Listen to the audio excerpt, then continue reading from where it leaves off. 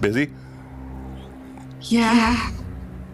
Yeah. It's been a week already, and it's only Tuesday. I know. Actually, I keep thinking it's like Thursday. I've had the same exact experience this week. It's been crazy. Good evening, everyone. Good to see you already popping in the chat. We're live, but we're running just a couple of minutes behind. We had some of our players battling getting home from work, but everybody should be in here in just a second. So in the meantime, we will just entertain you with our conversation. Thanks, Mad Chatters, for all your support. We should have a fun night tonight. We've got quite a bit going on here. Hello, Vivi. Hey. Welcome, welcome. So now we're just waiting on Hob. Should be in a moment.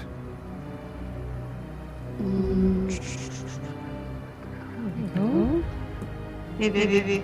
Hey. I'm back in the basement. I'm so happy to be back in your full setup. That's outstanding. Yeah, and I have my desk set up, so I'm not on like this tiny little thing. I actually have space for all my stuff. That's awesome. Very nice. Okay, now, and then of course now I'm doing one more. I want to work. What's up, Lily? Vivi, when you have a chance, I think we'll appreciate my cup. Ah!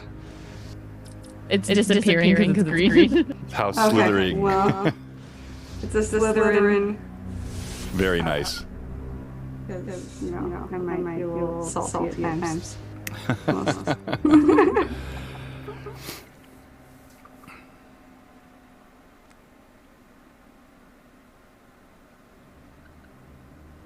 Hey, Pat Draws. Oh, is there an echo? There is an echo. Okay, hang on. Let's see if we can hunt that down. Thanks for letting me know. I'm not hearing it. An echo in the canyon. Okay, I think It just went away. It went away? You guys were hearing the echo too? I wasn't hearing any echo. So it still happens when the players speak. Okay. Is it me or is it Vivi? Is there someone in particular? Yeah, we may have to kind of just go through the new girl.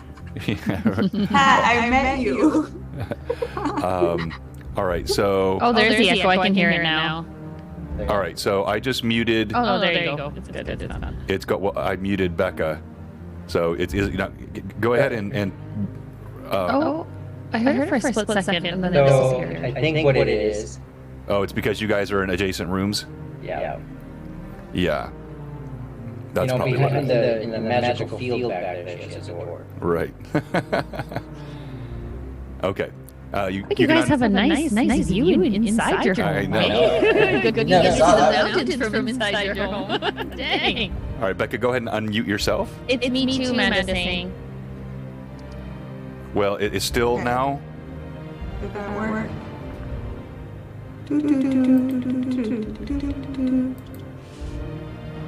Thanks for dancing with me, Vivi. I appreciate it. You're welcome. Thanks for the good jams. Always. Okay. Becca still. Everybody else, or Let's have an echo. There's an echo. you have got to be kidding me. All right. Let me make sure it's nothing here. No, not that. Not that. And Vivi. Vivi, you and me, girl. What we doing? All right, so let me echoing. mute Becca again. All right, now Vivi, speak and tell me if you're still echoing. Speak and tell me if you're still echoing. Does that count technically that's an echo of your own voice? Yes, she's still okay. So it's not you, Becca. All right, let me check if it's something.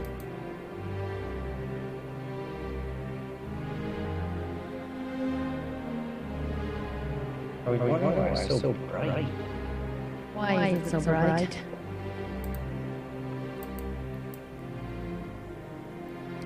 Do you know what's nice is that the sun's not going to set on me, and I'm not going to have to try to figure out my window situation with my cardboard while the sun sets.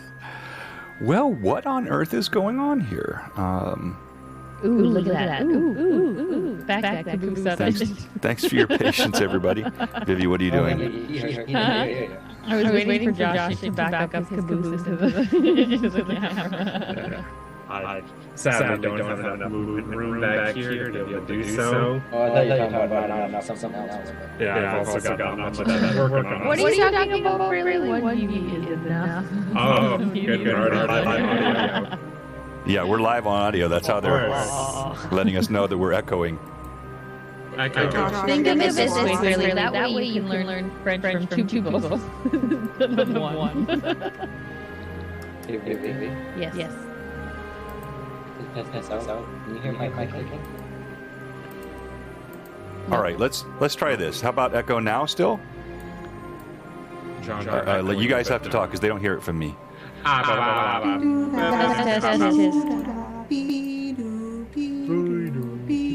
Okay, how about now? Yeah, you guys can just carry on a normal conversation. They all say yes. Oh, so all the players are still yes. echoing. Oh, yeah. So just us? So It's just you guys. So what are we doing, eh? Italians. It's gone. Okay. Stop it. It's gone. I can't handle this. I already told No. you my next character is going to be a straight up Italian. A Minnesotan. Okay. Minnesotan Italian. All right, we got it fixed. Oh, we make great risotto casseroles. Now we're just still waiting for Hob to get in. Do you want me to call them? Do they know? Freaking Hob. I swear. Oh, she's trying to get Tailspire up too. She doesn't have to do that because I share this. But that's okay. Is she texting, communicating with you? Yeah, at she's all? texting Shut me. up, Padras. Yeah, she said, hello, all of my dear friends. We'll be started here in just a moment. I leveled up, John. In fact, while we're waiting, You mother truck. let's do this. I'm going to go ahead and kick off a couple of our sponsor videos. So just go ahead and enjoy these. I'm so close, Rory. I mean, not really so close, but still, like, I have 1,500 left, and then I can level up. It's the long struggle, man. It's worth it in the end. I mean, just tell yourself that, okay? Yeah, I know, exactly. Finally, next level, I was telling John, next level I finally get to actually start dealing some good damage. Vivi, I would imagine Vivi has to have leveled up. Oh, Vivi did level up because of that $10,000. That's what I'm saying, like, and yeah, she had to have leveled up. We have want to make sure because we're not hearing the audio that pumps from the map normally, but I believe the audience should be hearing it. So, audience members, just let me know that you are hearing the music that plays over the map. Also, John. Yes. The shield that I picked up from the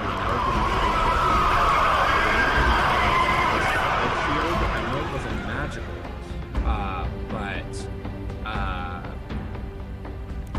masterwork at all? Something I should keep in mind, or just a really cool looking shield? Well, your memory is it's loud. No, it's not. My loud. memory is very loud. It's not loud. Josh's memory 100%. Yeah. If you could hear my mind, it's like what? It's just white noise.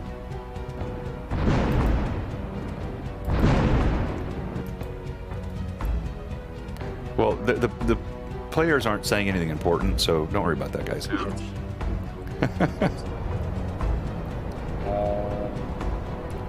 No, don't leave Pat Draws. I'm also updating my stats on my sheet, John. Also, Patras, just make sure you don't have another stream up. Shots fired. Oh yeah, I should probably That is handy. Oh, with the link again. It's in Freaking the, I Hob. pinned it. I know. Hob's the worst. I also beat that. No, I didn't actually. It is pinned though. And of course, Is it? that glorious map is courtesy of the one, the only Anna B. Meyer. And Yeah. Anna will be with us. I'll pin it in this too. Tomorrow night. And that will be fun. Her artwork is always incredible. Turn the map video or audio down just a little bit. Hopefully that sounds a little bit better. Of course, now it's done, so you won't be able to tell me. But then, of course, in our sponsors, we have Mantic Games, makers of Kings of War, and Terrain Crate. And Terrain Crate. Yep. The Terrain Crate stuff is awesome.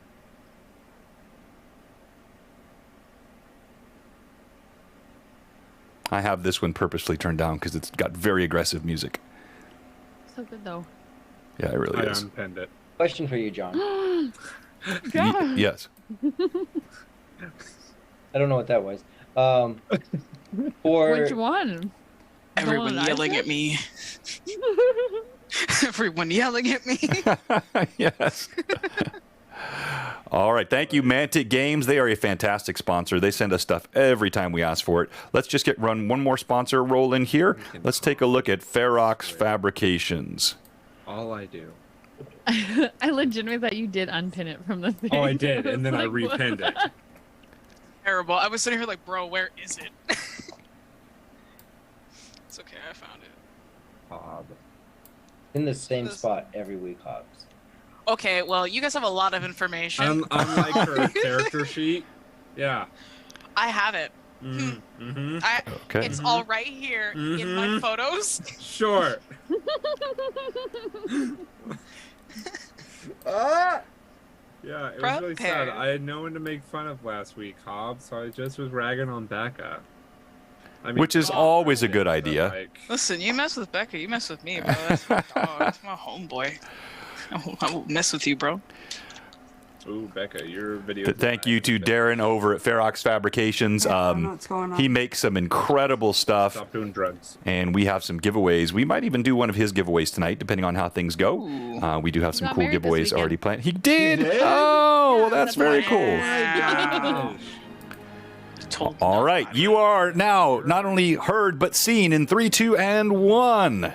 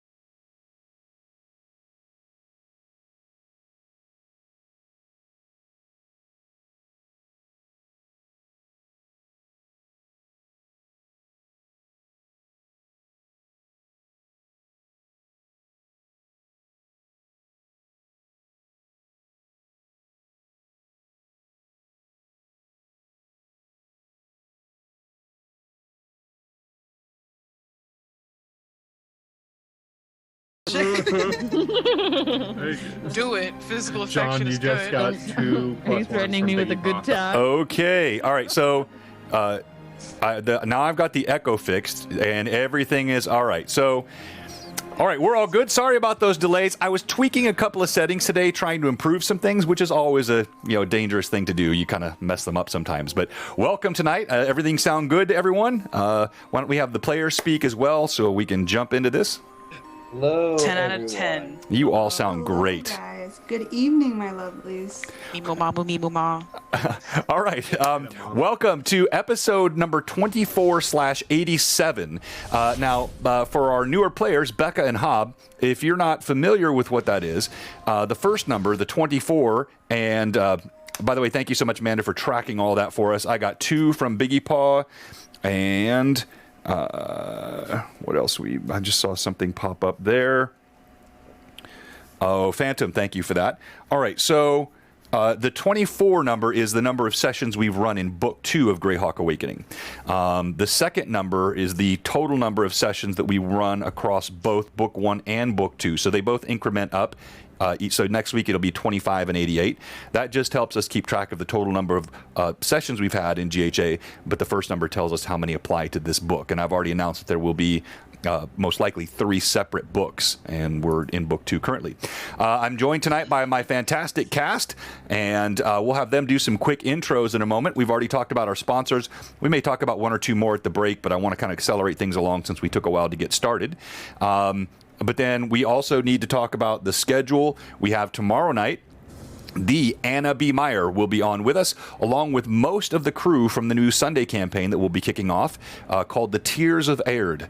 And that will be based on the Troll Lord Games World of Aird. And we've got a really fun campaign, a great cast. That, of course, is our in-person game. So it'll be the one, just like we did with Rune Lords, will be here at the table, and that will kick off. I'll give you the dates on that here in just a little bit. So we've got that tomorrow night, and then we've got the Tears of Aird kicking off. Let's go ahead and let's go around and have each of the players introduce yourself and introduce your character. And when you introduce yourself, go ahead and give us your name and then any socials or projects that you'd like to announce that you're working on. And let's start with you, Josh. No. Hi guys, my name is Josh of NPC Voices. If you're looking for a place to find me, you can find me for just a little while longer on Twitch. As last night, Hob and I's Monday night stream just finished up because Hob is quitting all of D&D forever, while I'm going to continue for the next 3 weeks for Wednesday nights on my channel, NPC Voices on Twitch, and we're doing a modern / sci-fi-esque fantasy D&D game. Now, if you're looking for me anywhere else, you can find me on TikTok, Twitter, and Instagram, all under NPC Voices. Check it out. And am I supposed to introduce my character at this point as well? Yep. Okay. I play Rasmus, the human inquisitor who is of the 4th level, so close to being the 5th level. After the XP that John gives us for tonight, he will be leveling up. You're giving us a 2nd round of XP at the end of all this. That's what I'm saying, John. Uh-huh. Okay. Uh-huh. He is a weirdo with a good guardian that's a shadowy-esque figure that is known as Rasputin. And not much information is known on either one of them, but they seem to be a deadly force when he can actually hit something. All right, outstanding. Let's go to Vivi. And welcome Happy Sour, new first-time chatter. Happy Sour. Great name. What we're doing, introducing ourselves. My name is Vivi. You can find me at the DM's Quest on Instagram. That's pretty much where I am. Don't do really much on there. I do some mini painting, just sharing my love of D&D. That's about it. That's it. You can find me here on Tuesdays. And I play Rizia. She is a now level 6 half-orc barbarian. She is a no BS kind of lady. She loves melons and is not very fond of children, as you could tell. Not even humanoid children, but especially not humanoid children. So you leveled up. That's fantastic. We're going to come back to that in a second. She leveled up because, of course, she won the big stream MVP bonus that I gave last week for roleplay during the session, and congrats to her for that. Let's go to Becca. Hey guys, I'm Becca, also known as Rebecca. Call me whatever you'd like. I am very new to D&D. This is my first game.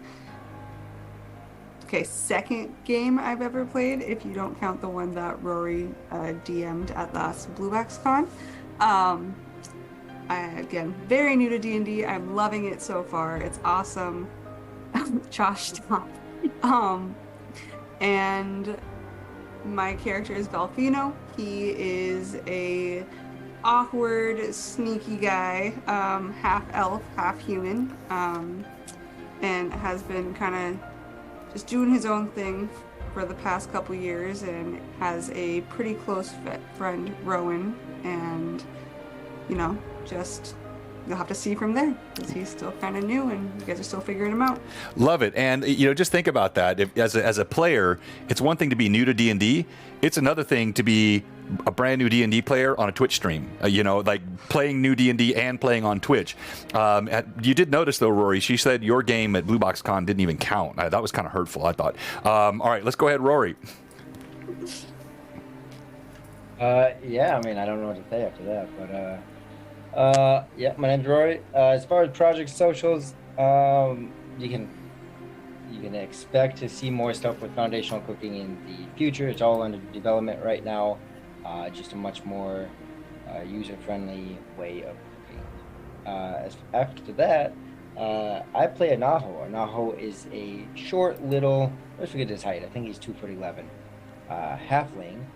That is a Slayer, also without the bonus, level 6.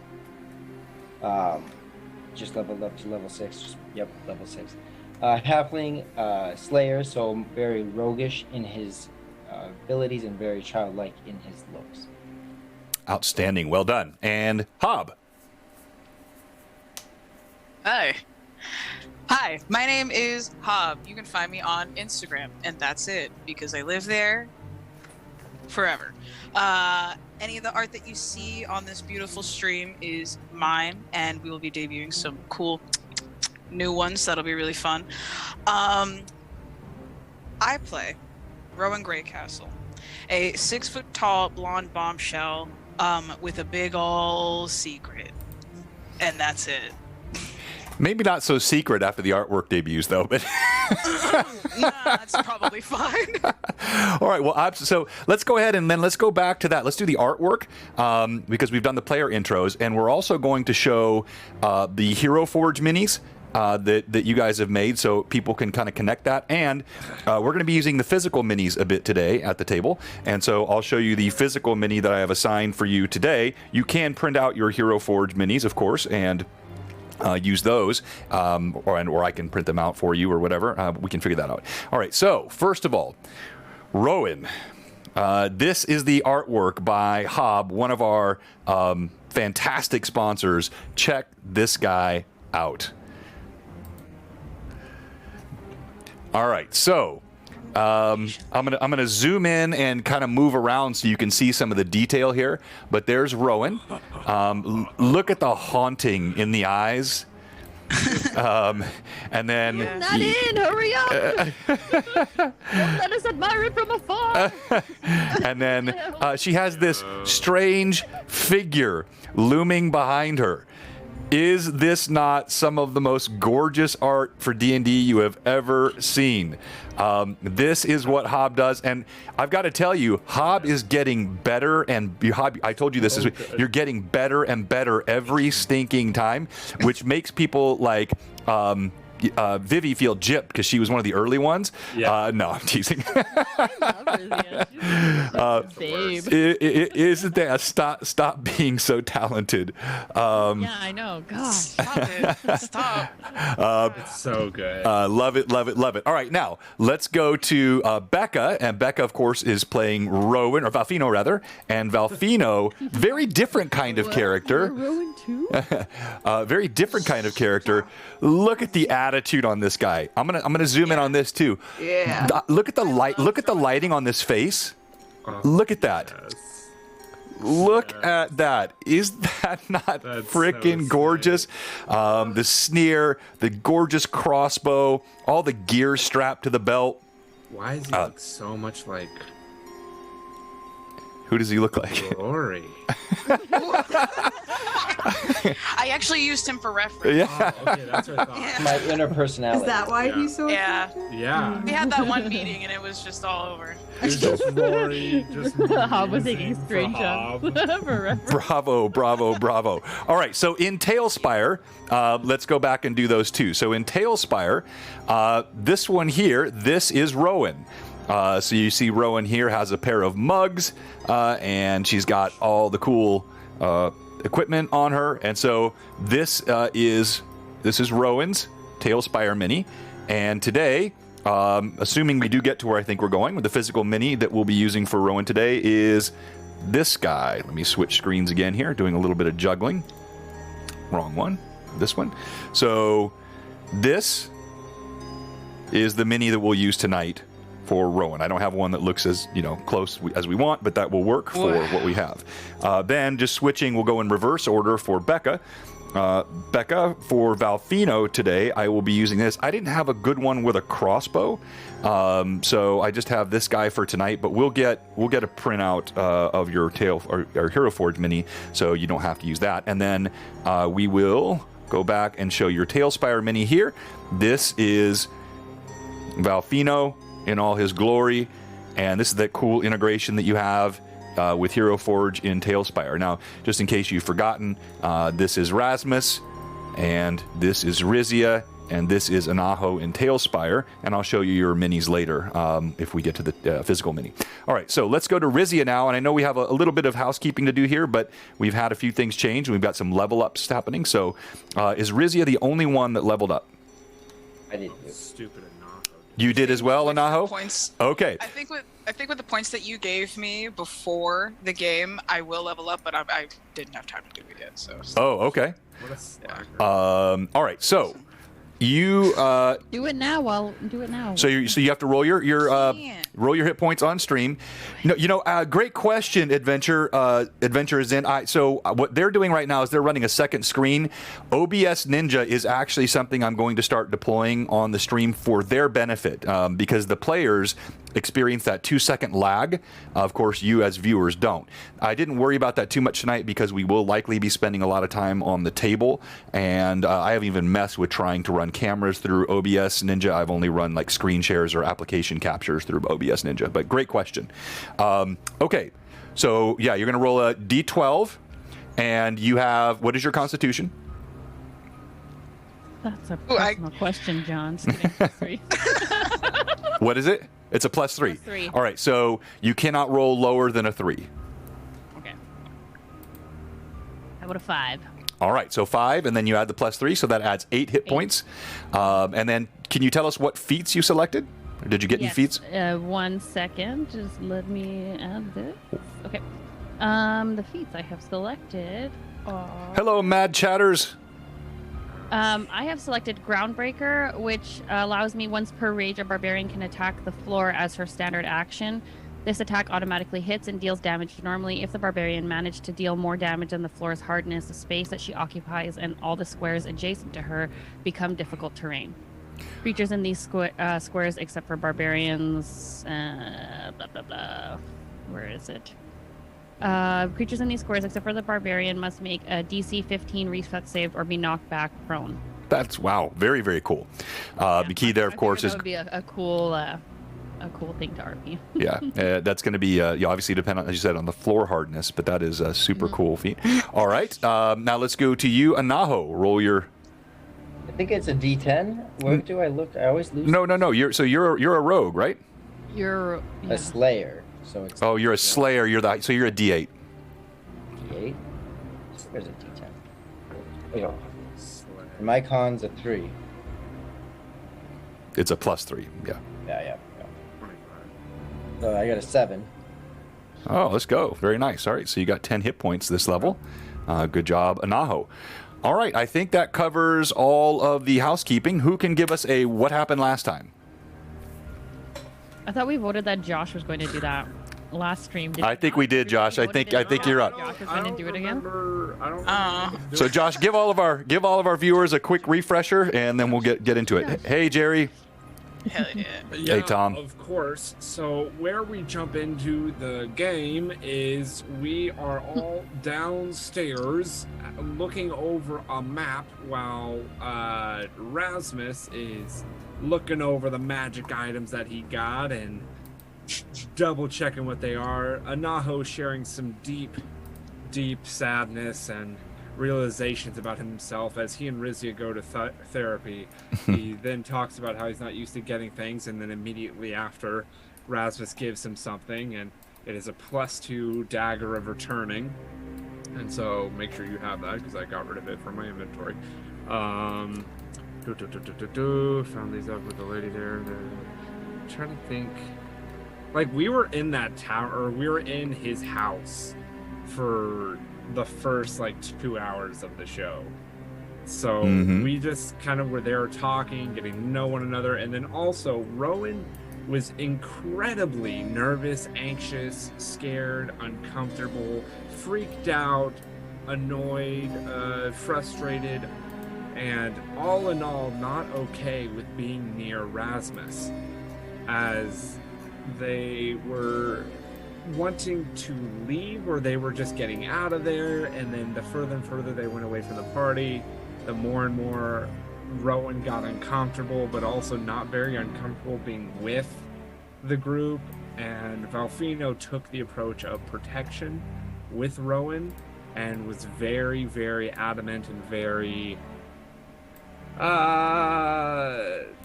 poignant with his direction and stance against Rasmus. As we finally decide to get ready to leave, and the one room has been checked, horribly so, by 3 people, and not asking for the help of someone who's really good at seeing things. The group came downstairs, and they were like, okay, let's get it going. And Mommy Rizia ties Rasmus up as they're getting ready to leave. And then Anaho's like, nah, I'm good. I don't want to get tied up. So then the only weirdo is Rasmus, all tied up. And he's like, okay, well, yeah, sure, why not? Is it weird, or are you making it weird? No, don't, shut up. As they all leave and start heading towards the Temple of Hextor. As we get towards the Temple of Hextor, we come to like a bridge-like area leading to it, as a 4-armed, massive woman comes out and is like, hey, yo, you ain't passing. And the side bubblins of this gray ooze like stuff was like just popping up and around. We wanted to touch it. Rizia wanted to eat it. But we all chose against that, and the woman was like, yeah, y'all better step. And we did. We left. And then as we were going around to the secret entrance of the Temple of Hextor was when these small little gobbo boys were doing something in the dirt, asking for money. And Rizia's like, yo, now it's your time to step. And they're like, hey, yo, no, as a lot of them ran. And then one of them stayed and was like, square up, old lady. And she was like, nah. As then Valfina was like, nah, girl, I got this. And tried to flip a coin to him. As Rizia was like, pop, pop, ping, pang, she took the coin and was like, nah, you save your money. These guys ain't to be trusted. And Valfina was like, yeah, nah, man, screw you, bruv. As she was like, I can make my own decisions, and then gave the coin to the child anyways. As then Rowan continued to poop herself in the corner, all sad and shaking. But yeah, that's kind of where we left off, as well as the little gobbo, his eyes flashing with light or something, some magical effect. No, not a magical effect. But just the light in his eyes. It sounded like a magical effect. Yeah. It's a Sounded like a magical effect. It sounded like a magical effect. Okay.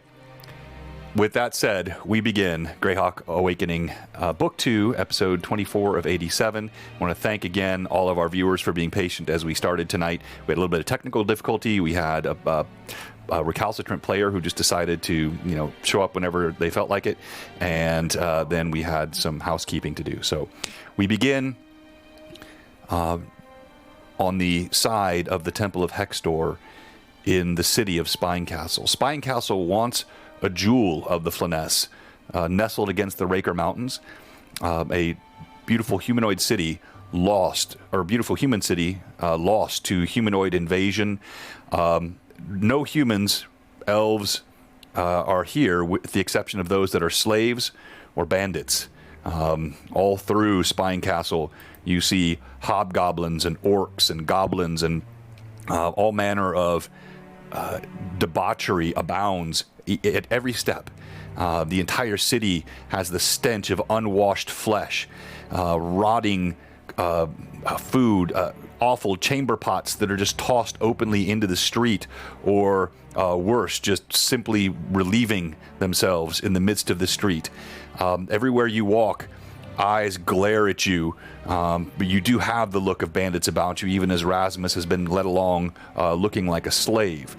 Rizia sort of taking to the fore, casting glances around, giving some credence to the party. As you stand next to the edifice the massive Temple of Hextor. Its gray walls looming above you, ominously seeming just to seep with evil. The shadow that they cast, even as the sun now goes down in the western sky, there's a warmth and a humidness here as it's getting to late summer, and it only serves to accentuate the pungency of the scents in the streets. You walk away from the little goblin, and he looks at you, and then he darts off into the bushes, leaving you to yourselves. The sounds of the city still bustling with late afternoon activity.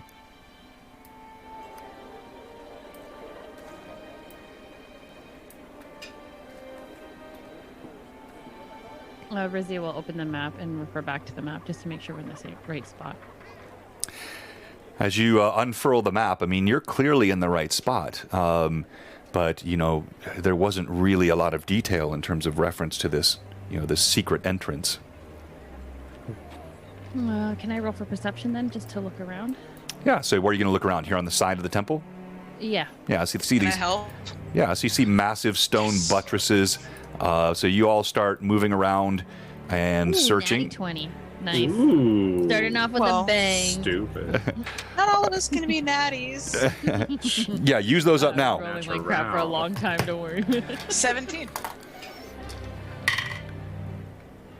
Okay, so you don't find any secret doors, but Rizia, you do find a little sack that's been pressed inside the wedge of the stone on this one of these buttresses that connect to the side of the temple.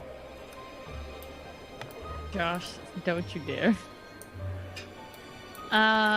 It's too early, Josh. You got to save that for later. So I'm assuming Rowan would be near me, looking around the same thing. She'll look over to Rowan's direction. Hey, you see this? Rowan will peer over. What's that? It's like a little brown sack. and it looks tied at the top and tucked away, clearly being hidden. Does it look like there's like any sort of like trap or snare or something attached to this? So you look, all right. So you search around. I'll roll that. And for Becca and It's been burned before. for Becca and Hob, I do this sometimes depending on what you're doing. For example, checking for a trap. If you check for a trap and you roll a nat 20, then you know that you're going to find that trap in all but the rarest circumstances. Or if, for example, you roll a 1 and I tell you don't find a trap, you have no trust that you actually didn't find a trap because you know you rolled a 1, right? So by rolling some of these checks, you don't know if you succeeded or failed based on what I tell you, but you can have a degree of confidence. Good. You don't, yeah, as you look around, you do notice, looks like there's some stains on the bottom of the bag, like maybe something is seeping through, but you don't see any traps. Do I smell anything upon seeing the seepage? So you get close and you smell. She just leans in and uses her gifted ability to smell real good. All right, so I've got that, and then go ahead and roll. Let's have you. Perception? No, I don't need a perception check because it's not going to be hard to smell. Hey, Trollord Games, thank you very much for the raid, my friends at TLG. Great sponsor. We appreciate that. Rating in with 38. Jeez. And we'll talk about our giveaway tonight now that we have all the raiders coming in. We really appreciate that, guys. So the scent is of rotting meat. Now, what I'd like you to do is roll a d20 and just tell me what your raw score is. 16. 16. Ooh. I know your stats. Okay. Yeah, they're there. Remind me your wisdom. I'll take that as 11. a non-grade. 11. Okay. All right. No, that's it. No, you smell something rotting inside the bag. Upon kind of like smell, she'll kind of recoil. Oh, This smells like rot. And she'll kind of lean over to pick it up. All right, you pick it up. It kind of squishes as you pull it out from the wedge, and there's a bit of Rizia. You can see this clearly now and smell. It's now that she's disturbed it. There's like congealed blood dripping out of the bottom of the bag. Is there anything else in there? No. So kind of. Oh. So get away from that.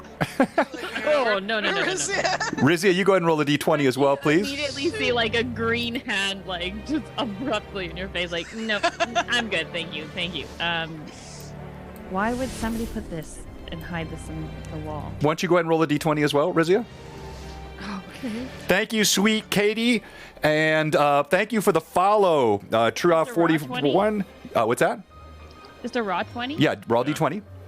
A raw organic one. Not one of them processed. A 1. No, Okay. synthetic. Well, that's actually the more like what you wanted. This was an ability check, so I know your wisdom is higher than 1. You understand foraging creatures. Being a barbarian yourself, you know this is likely a stash that one of the local humanoids has put here, a hiding spot to keep food from others. A stash. We should track them down and kill them.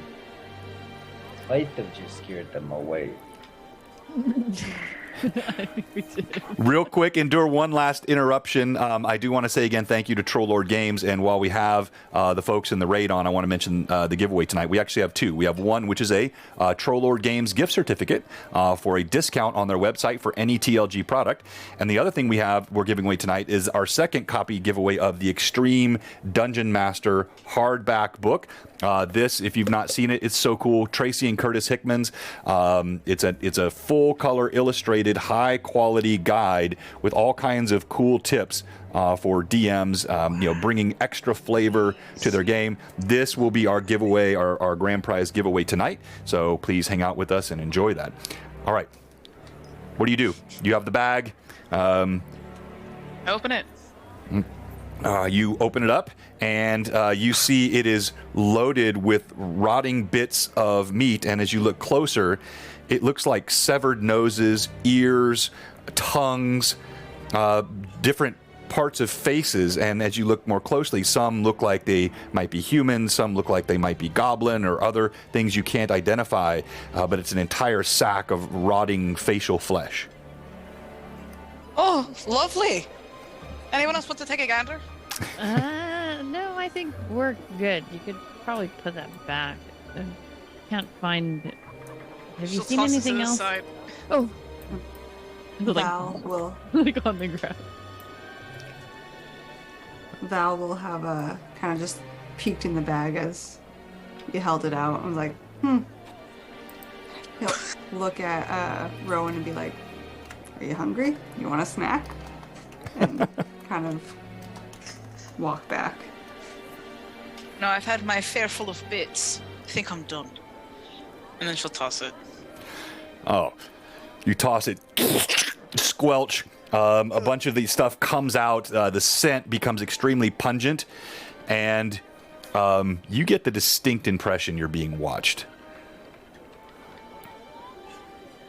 This or Rowan? All of you get. It's not hard. Like you can hear some scurrying around in the bushes, and whatever creature has stashed this here is likely watching this, but afraid to approach you. Am I able to determine where that creature is likely at? Go ahead and roll perception.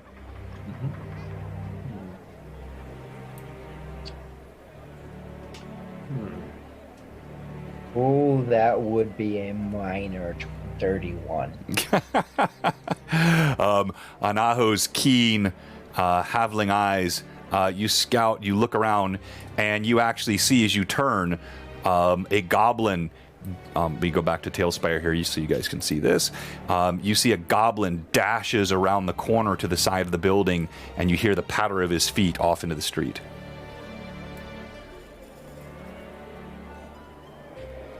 Throws an axe right in the back Yeah, of his you head. have that returning dagger, dude. I'll look back. So he's already around the corner. Right? Well, you see him disappearing around the corner. If you want to roll initiative and attack him, you can. I mean, I'll give you a chance to do that if you want to.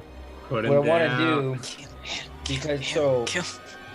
the thing that I picked was stealth, something to do with stealth. So I can move at full speed, fast stealth. There we go. I move at full speed without being hindered on my stealth. There's no disadvantage. That makes sense? So you're going to chase him. Yes. So I want to signal to the group that I just quickly I just saw a goblin, and I'll just take off All right. to the corner and look around the corner to see if I can spot him before I just run out into madness. Okay, you run to the corner. Now roll initiative. Yeah. Let him die. Let him die. You can't get my XP. Roll again. Oh, what? Why not? I thought as I eat part of your body. What's that? 6. A 6? Absorb it. Okay. Wow. You catch up. You actually make up ground. The goblin's moving as quickly as he can, but his feet or his legs are actually shorter than yours. And you see him disappearing into a crowd of 4 orcs walking, but you can see exactly where he's at. They're walking away. They're walking down this, yes, away from the temple, down the street.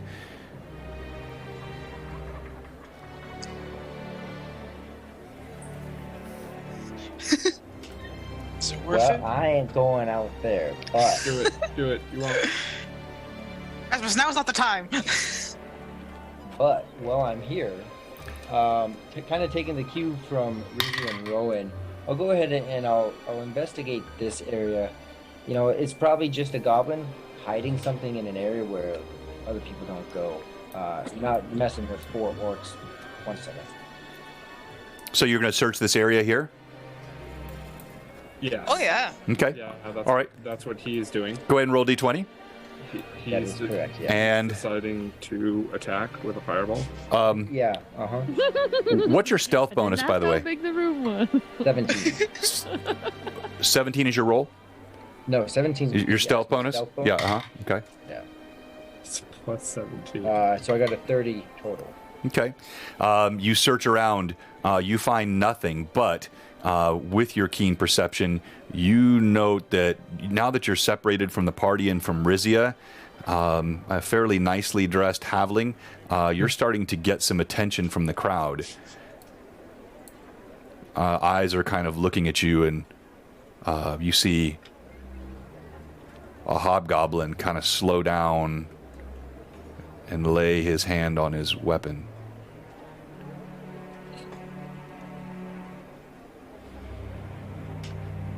What I've noticed is he's left. Well, I don't know what you guys. I should have come back and asked you what you were doing. Were you guys watching Anaho this whole time, or? I feel like because you said that I felt that there were eyes on us, and then he's like a goblin. I didn't want to interrupt Rory, but I was gonna say that Rowan probably would have almost like a dog seeing a squirrel, and almost instinctually darted after. Okay. Maybe met up with him after he noticed the All right. goblins. Rasmus, Rizia, what are you doing? Rizia would again just watching watching Anaho carefully. Just no, we've been in Spine Castle for a while, so she's kind of familiar with the area and the crowd. So she'll watch him carefully because he usually does go ahead. But if there's any sense of trouble, she will run towards Anaho, but giving him the space. But she's also holding Rasmus, so if she boots it, Rasmus is coming along too. Okay. Just like that. As Rowan darts up, Rowan, you see the hobgoblin's eyes shift toward you, and at first they go wide with what you could only describe as hunger. But then he drops his brow a bit and looks deeper into the shadow, noticing that someone else has come out, and his eyes see Rizia come out lay on Rizia as she's pulling Rasmus behind, and he just kind of quietly turns and continues down the street. Rowan will be like, "What?" That's what I thought. Wow. Keep walking. So you find nothing on this side of the temple, other than what the meal you found. Sorry, I know there was a lot in the chat that said I just ruined their dinner. Sorry.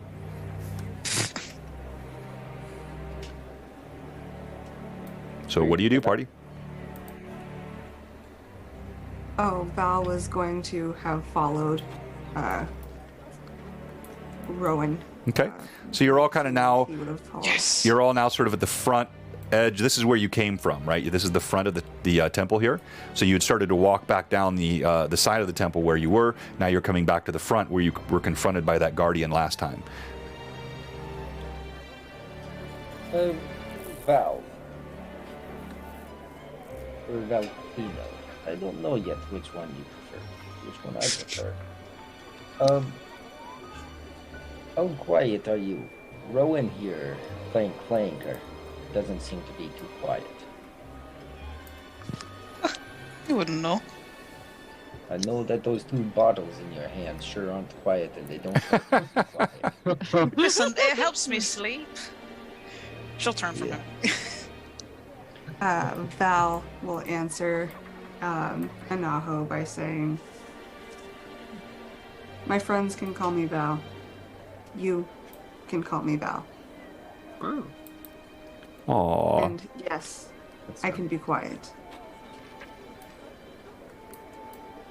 Rizia, Mm. is there a particular direction, Rasmus, perhaps you know as well, is there a particular direction that we should be headed in according to the map? If Val can be as quiet as he thinks, then perhaps we can lead the way. So I'll answer the question. I think I answered it similarly before. The map shows you where the Temple of Hextor is. It references a secret entrance. It does not tell you where on the temple the secret entrance would be. But you can, unless you have missed it, you can reasonably assume, with the level of visual and observational acuity that you have, that it's not on this side of the temple. Yeah. I'm just asking for the leader's Okay. direction. The leader of the pack. Mm-mm. Rasmus looks. Is that to what the you're leader of saying the or pack. no? Yeah, I'm basically like asking the 2 of you. You're the ones that steward the map, so like, where do you want us to go? And the 2 of us will take the lead. Well, you said on the map it didn't really say anything other than like there was this secret passage in the back somewhere, right? When we were looking over the map, John. So we don't know. She'll pull out she already has a map out, and she'll pull it out and look at it and show you. It just says that there's something here. It doesn't say where or what or how.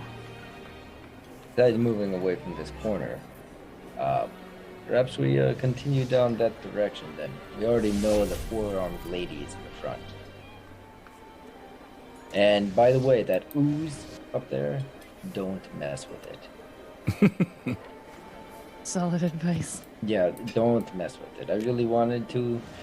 It will eat away your armor and your flesh, and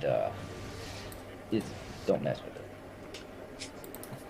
It doesn't sound pleasant at all. It's not. Rizia will turn to Rasmus. Are you able to see anything back here about the secret entrance? I mean, we are on. If I understand correctly, DM. I mean, we are on the wrong side. We need to go to the other side to be where the entrance actually is. Clear the way. I think she's asking though about your companion. We do not see anything of note at the moment.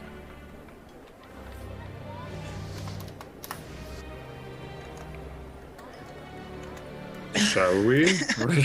Shall. Well, I'll go ahead and just kind of like look at everyone that's taller than me, which is everyone, and just so be it. And I'll just start. Val, if you want to come. Rizia, you know what I'm doing. Val will look to Rowan and make sure, like, are you good without me? She'll look to back to Rizia and look at Rasmus. And when she looks at Rasmus, there's just kind of this uncomfortable look to her as she kind of like darts back over to Val. And she says, I'll be with Rizia and I'll be fine. So Val will look from Rowan to Rasmus and kind of glare at him, and then over to Rizia and nod, and then turn and follow Anaho. All right, so Anaho, where are you going? So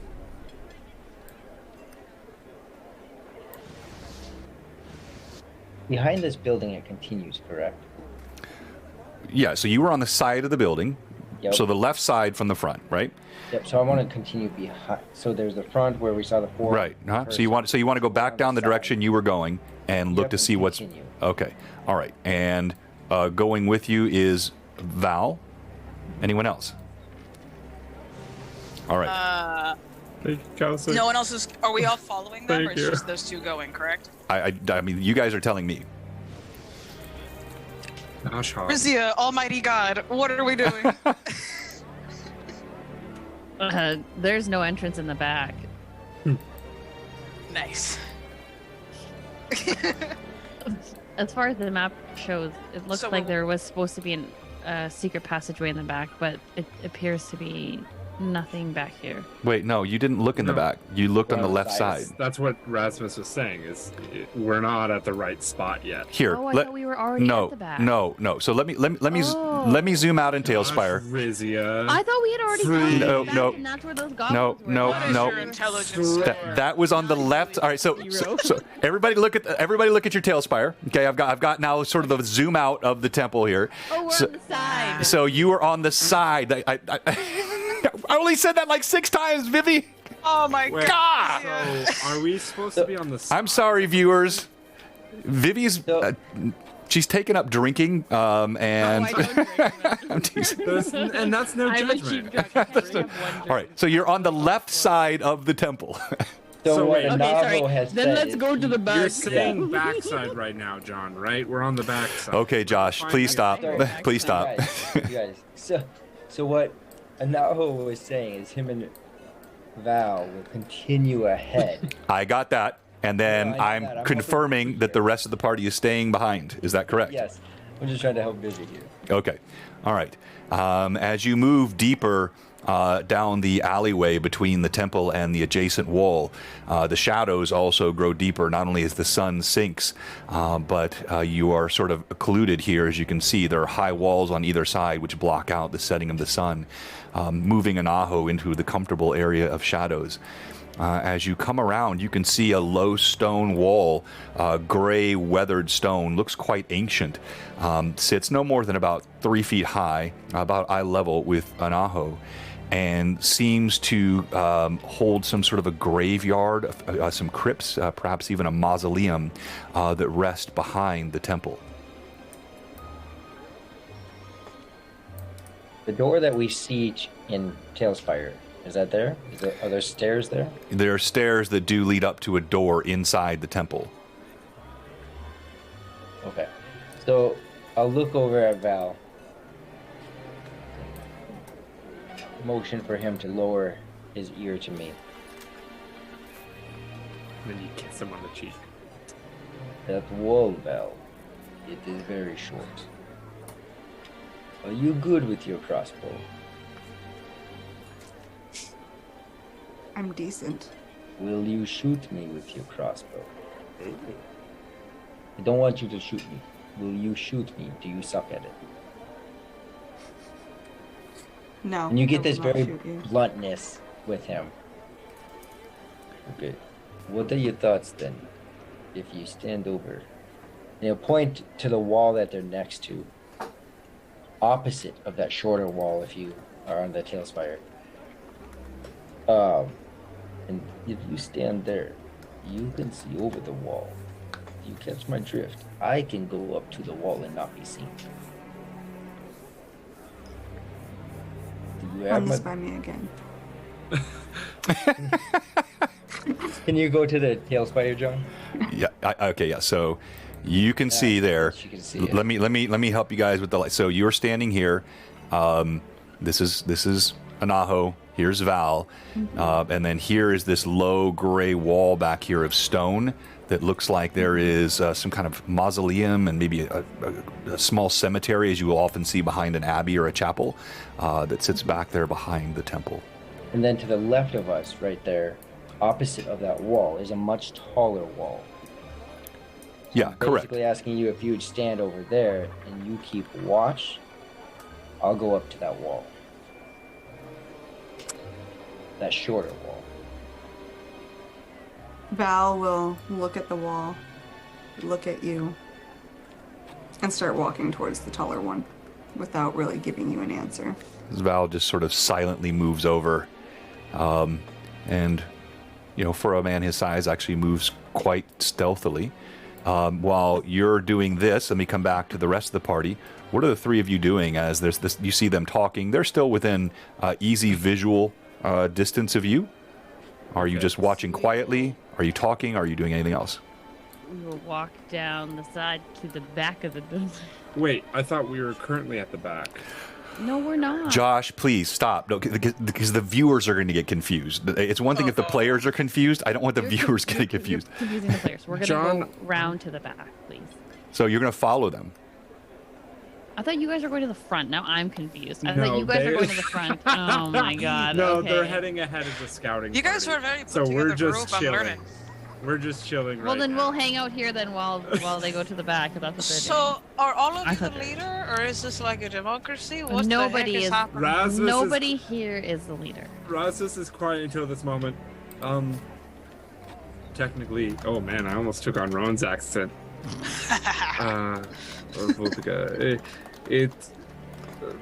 Usually the leader is the one who holds the reins, and I would have to say that it is Rizia. The only reason why I'm holding the reins right now is because you wouldn't fly in this town by yourself. Exactly, so Not who has to obviously. lead the group? What do the reins have to do with him? And what do you fly? No, not flying.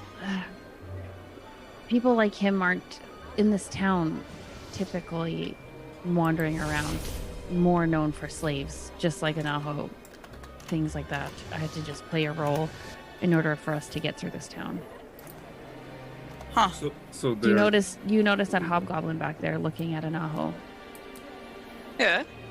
and you scared him off? Yeah. As she kind of is like, Rowan will take it. okay. Yeah, exactly. Typically they're Correct. seen as slaves, but that's why he's the And way ra- he is and right now, tied This up. one. I think you know what? I'm not sure why he doesn't want to be tied up anymore. I think, frankly, he's enjoying it a little bit. To be honest, as she tugs at the ropes a little. Well, it makes me feel slightly better. All right, let's come back to Anaho and Val. So, Anaho, you're going to move forward toward that wall. Am I correct? You're muted.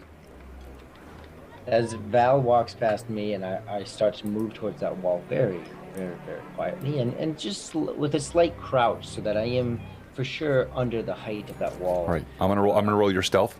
I'll look at Val. I'll just whisper, "Thanks for validating what I said." Ooh, that's a mad chatter level pun.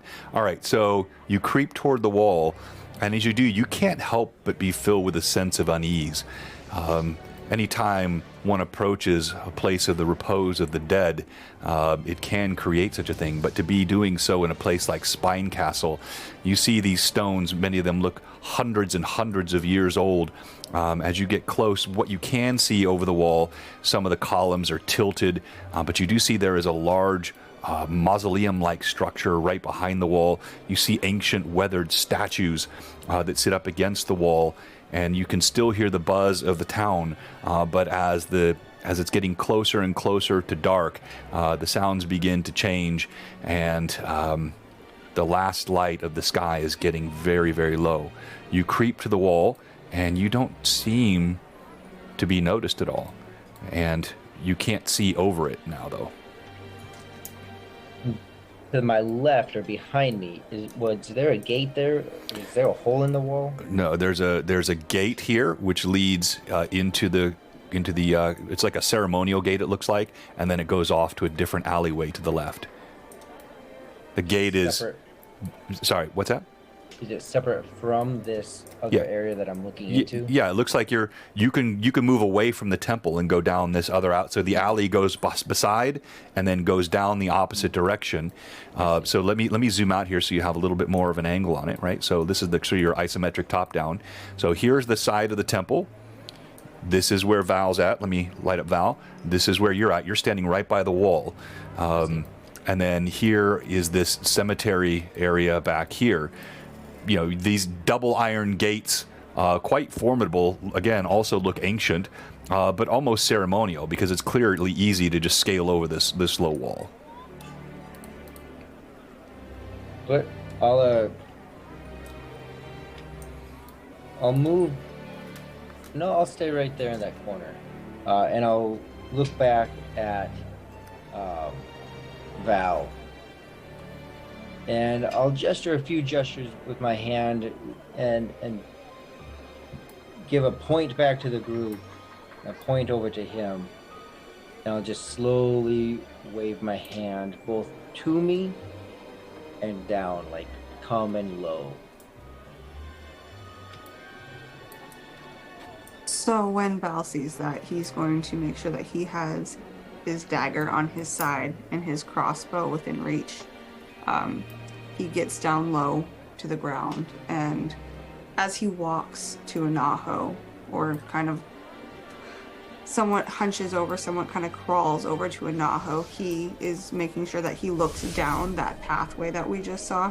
Mm-hmm. Just trying to make sure he's keeping his eyes around, like looking around, making sure he's aware of his surroundings. When he gets up to Anaho, he will stay low, and kind of put his back against how the wall there is kind of, you know, there's triangles, like there's wall.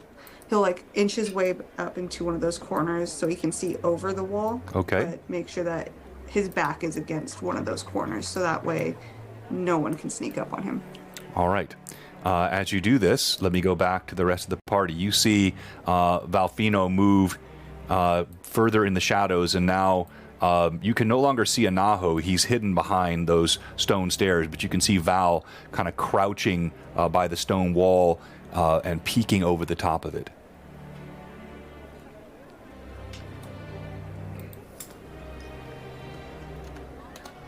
It's amazing. The stealthiest people I know. You doing anything, or should I just go back to them? I'm just giving you guys a chance to tell me you're We're like doing something. this. Yeah. Okay. The scouting party's got to do its thing Okay. before we can do anything. Oh, well, we'll keep an eye out just because you said that there's eyes on it, Yeah. so we'll keep an eye out to look around and see. You know, Okay. make sure the coast is clear and all. All right. So Val, as you peer over the wall, you can see everything I described earlier. There are several smaller gravestones. This cemetery probably hundreds of years old. Two large mausoleum-like structures with stone doors lay behind, but you see no sign of movement.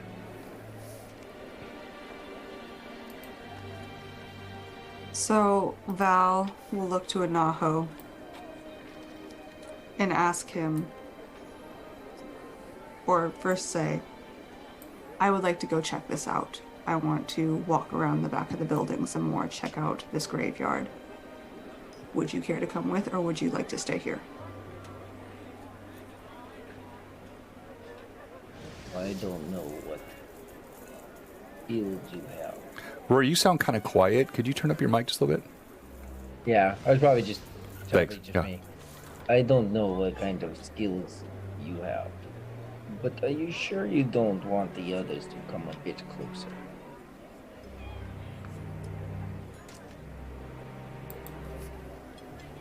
Do we want to draw attention to ourselves? If you would like to, then please go get them. If you'd like to look around some more and see what we find, then I suggest we leave them there. They seem fully capable of taking care of themselves for the time being.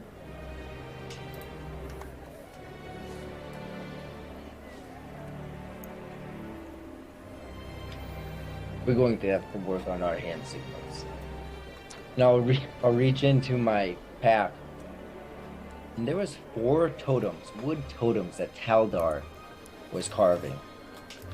Yes. Pull out one of those 4 totems. Specifically, if I'm not mistaken, one of them was looking like him. I'll pull out that one. I'll move out into kind of by Val and try to make eyes or see the party down the alley. Okay, yeah, you can do that. So you turn and you peer down. You see they're all almost with a bored posture, staring down, trying to see what's going on. You can make eye contact with them. And then I'll motion for them. Same kind of motion. Like come, but patting my hands, hoping they understand. Come, patting my hands. And I'll take that little object, a little wood object, and I'll toss it their direction. Now, again, my hand will come and pat. I'll go back to Val, and we'll head in. With that, So I was going to I say based on this, Rizia probably sprints in the other direction. Reading the cues as she has tonight. I don't know if you saw it. Down to the side. So, Oh, thank God she's taking him away. It is not. So hey, two quick things. One, each of you got a +1 or +1 for the entire party. So each of you got a +1 from Robert. But then Rizia and Rowan each got an additional +1 to add. Now, this is a good time for me to mention a new mechanic that I'm adding here. So you already know your +1s can be a +1 to any roll, saving throw, whatever you want it to be, crit confirmation, all of that. You know, if you have 5 of them, you can convert that to an advantage, right? Now I'm adding a function I really liked when I played at Jay's table, which is if you want to take 10, you can convert them to an additional half action. So what that would mean, so in a round, I give you movement and I give you your attacks, right? So if let's say Anaho moved his full movement and then he went through attacks, he could use 10 and create an additional attack. And so it would become the full set of those attacks. That's a full half action. You don't get movement and attacks. Or he could use full movement, full attack, and then full movement again by using that plus. So if that's confusing, it'll actually get pretty easy to see.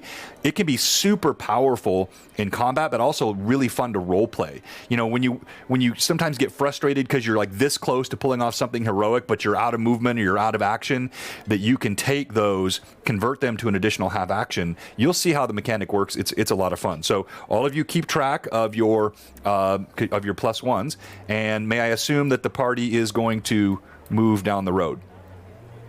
I'm going to assume it is. I'm going to. Absolutely not. This is as close as I'll get to railroading tonight. Well, it's like Chaosic said, episode 45 and 132 will be climbing over the wall. Rasmus starts going the opposite direction, feeling called to a new goal. Unfortunately, Rizia has him tied up, so. You want to strength check me or what? Oh, bro, let's go. Let's go. Mom and Dad are fighting and I'm scared. Pick me up. All right. 30 minutes later, you're all standing by the wall. Father, help. And you can see everything that was described before, and you still see no signs of movement or activity back here. This looks like an avoided area. so I did Val. throw that little object out there as well towards you guys. Oh, Yeah. well, Rizia will scoop it up on the way then. As the group moves forward, Val will make eye contact with Rowan, or at least wait to make eye contact with Rowan. And then once they have eye contact, they'll look back at Anaho, put one hand on the wall, and just hop over it. All right. Val deftly hops over the wall, and you see now, again, you have that statue to your left that kind of moves back toward the gate. You can see the gravestones straight ahead and the mausoleum-like structure to your right. You're on the side of it.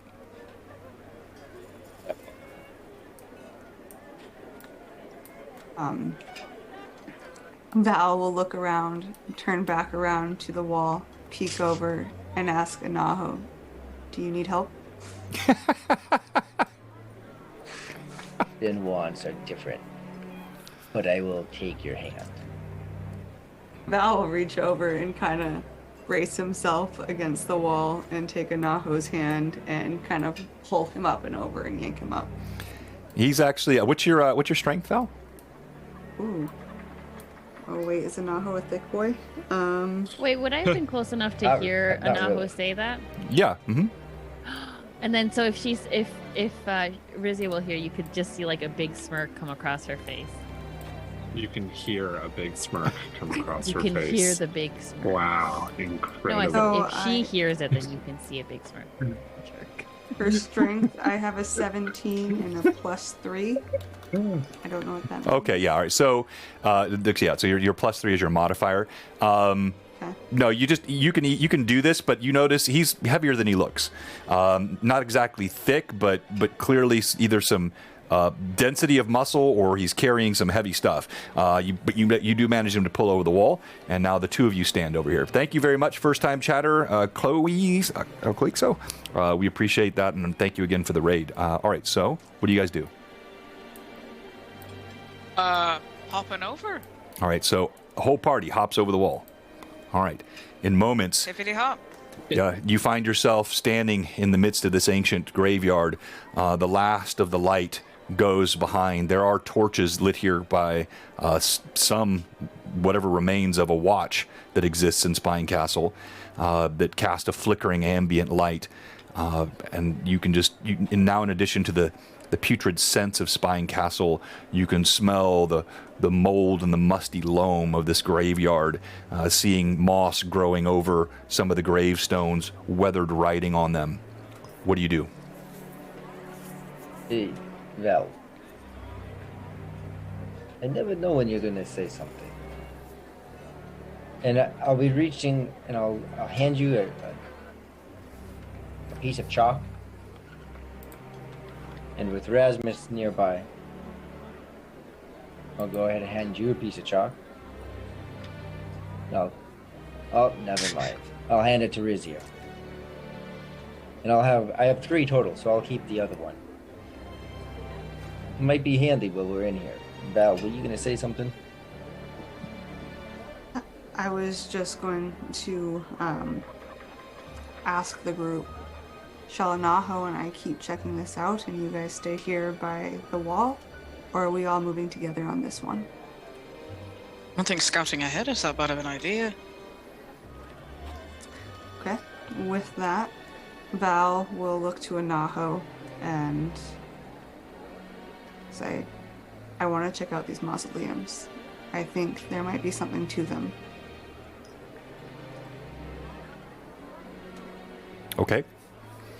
All right, so you start moving around.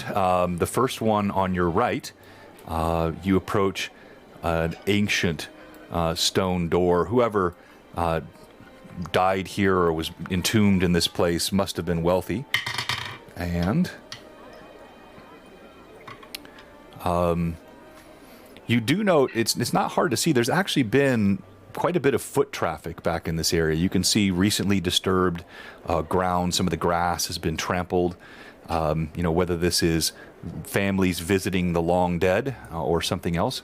But other than that, you notice nothing on this first one. There is a second one to your immediate right now. You check that one as well? Yes, please. No, you don't notice anything. Just these ancient stone edifices looming before you. Want to move a little bit quicker through this. Yeah, I think as they see that like the coast is clear, or Mhm. at least Rowan, and she'll kind of signal for Rizia and the other two to follow. Okay. All right. So everybody hops over the wall. You're all now in the graveyard. You search the mausoleums, the gravestones. What are you searching? Yeah. So, Anal was also just saying that to Val, being right there with him. Like, hey, do you want to scurry through this as they're already here, right? Because you're all across that wall now, and you haven't seen anything. So it's like, hey, do you want to just scurry through this and see if we find anything? Val will look to Anaho and... Would you like to take the lead on this one? I'll be right behind you and I'll be ready. Sounds good. Anaho will pull out his crossbow and just kind of hold it. Not at the ready or anything, but just have it, you know, in case they run into any trouble or anything. But he figured that Anaho could take the lower and Val would take the higher if anything were to come. So. Okay. All right. So what are you doing, Naho? Walking my way. I don't really know what it looks like. If you want to give me a top view, but just buzzing through, not too fast, but not meticulously slow, moving through this graveyard, looking for, like starting with the mausoleums if there's any left, and then moving on to the other parts of the graveyard. All right. What are the rest of you doing? Are you just standing there watching them, or are you also searching? Can I make a perception check? Can I look around and see if there's anything that stands out to me? Sure. Go ahead. Roll d20. Nice. Stay on there.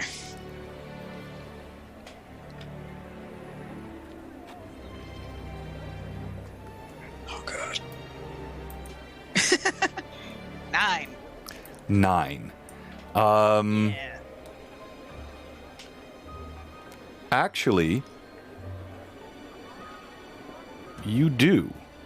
But not what you're looking for. What you actually note, as you're kind of casting your glance around, you see a little green head peer around one of the corner and then duck back behind it.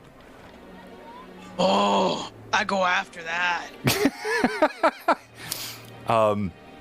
So you turn and run toward it? Oh yeah. All right. As you run toward the corner, you see coming around the corner, there's this alleyway that goes down further. It's moved now further down, but standing about 15 feet away, looking very wary, you see that same little tiny juvenile goblin that had the coin tossed to him before. Rowan will kind of like with a low guttural growl. You spying? Come here. I just want to talk. He looks very wary, and like he's about to dart away, and he just sort of stares at you, and then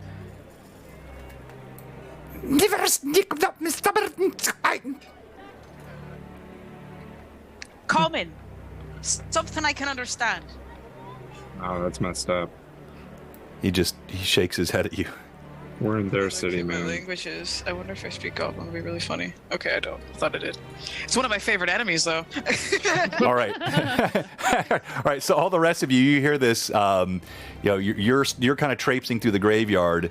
I think Rowan will call out to them. Like once it starts speaking in like another language, she's like, "Oh, for the love of, where is he at?" I don't speak Goblinoid, but She doesn't know that. well, I know, but that's what she's Oh. gonna say to you if she obviously heard him talk. She'll saunter over there, but she's like, I don't speak what he's speaking, but if you want me to come here. All right, so you walk over, Rasmus in tow. And she'll look down. Do you speak common or not? When he sees you, he holds up a little tiny knife, clearly remembering you from outside. She will unsheath her great axe. Do you speak common or not? He looks at you like probably not even understanding what the words common mean. I'm gonna bet that's a no. He's kind of peering around the corner like he's looking for something. How skittish is this goblin look? Does it look like I can, if he's talking, or is if I could just grab on at least like the nape of his neck or something? You could try. As I said, he's about 15 feet away, and he's very much got that kind of crouched, like 1 foot towards you, 1 foot away, like he's ready to bounce. 15 feet away, no problem. Since he's 15 feet, I'm gonna like, as he's talking, like, da-da-da-da-da, she's just gonna, and like pounce. And if he runs, she's gonna run after him to try to grab onto his legs. Just so it's said, before, as Rizia would have been walking up, Rasmus would just have been like slipping out of the binds and like coiling up the rope, but then she starts walking away, and he's like, okay. So he just kind of throws the binds and lets them go off. He's just standing his ground, keeping an eye on Anaho. So go ahead and roll initiative, Hob. D6. Baby. D6. Thanks, Counselor. So you're gonna roll a d6, and you're gonna. He's got a 15-foot head start on you as well. Oops. Not for long. Nice. Love you, Counselor. It's just a D6. Uh-huh. It's a straight up Just that. D6. Just a straight d6. 6. A 6. Nice. Okay. Awesome. You leap forward. You have initiative. Now we do simultaneous action. He turns and moves, and you see he has a little crevice that moves right between the wall here at the end of this alleyway, and he tries to dart into it. You're catching up, and I'm going to have you roll d20 and try to make whatever kind of a hit or grab or grapple or whatever you're doing. Okay. Ooh! Okay. Do I add that with anything, or it's just a D20 roll? If you're hitting, Go ahead. No, it's to hit. Yeah, to hit roll. Yeah. I'm pouncing on him. I'm gonna grapple him. All right. What'd you roll? 19, 20, 22. So it's 23 in total. A 23, and he's quick, but you're also flanking him because he's got his back turned to you. So you lay hands. Now you do manage to grab a hold of his soiled garment, and he tries to break free. He starts screaming and flailing away. Tries to bite your hand. It wouldn't. He's not in combat per se. He's still trying to get away. The initiative and all that was just to catch him. He's still trying to flee, but he's also trying to bite your hand to get you off of him. So he's doing that. We're like kind of fighting. I have him, and I'm like on the floor with him, crawling up on the floor, like, but also like up his body so I can get to his face. Shh. No one can hear you. Oh my God. No one can hear you. If he could speak common, that's... Rizzy is gonna be walking up. Like and at no point did she chase after. It looks like Rowan had it handled, so she's just gonna walk up towards her in case she needs help. All right, Anaho and Val, you have heard all of this. Have you guys just continued to search in the graveyard, or are you reacting to this, or what are you doing? Depends on DM's response to a message I sent. Was that in Discord? Yeah. Okay. Thanks. Yeah. Just anytime you do that, just give me a heads up because I don't check the give him a heads Discord. up. Oh yeah. Let him know that you Heads sent up. Yeah. All right, Jonathan, your What, message. John? Yes, it does. Ideally, that should have been added previously. It's like you don't do it just spontaneously. But you're a brand new player in this case. I will allow that if you're thinking what I'm thinking. I would allow that, and it would make sense in the context of what happened last week as well. Mm-hmm. So I would be fine with that. Okay. So Val will look to Anaho and say, "I will be right back." And he turns and runs over to Rowan. All right. As Val sprints, you sprint right past Rizia.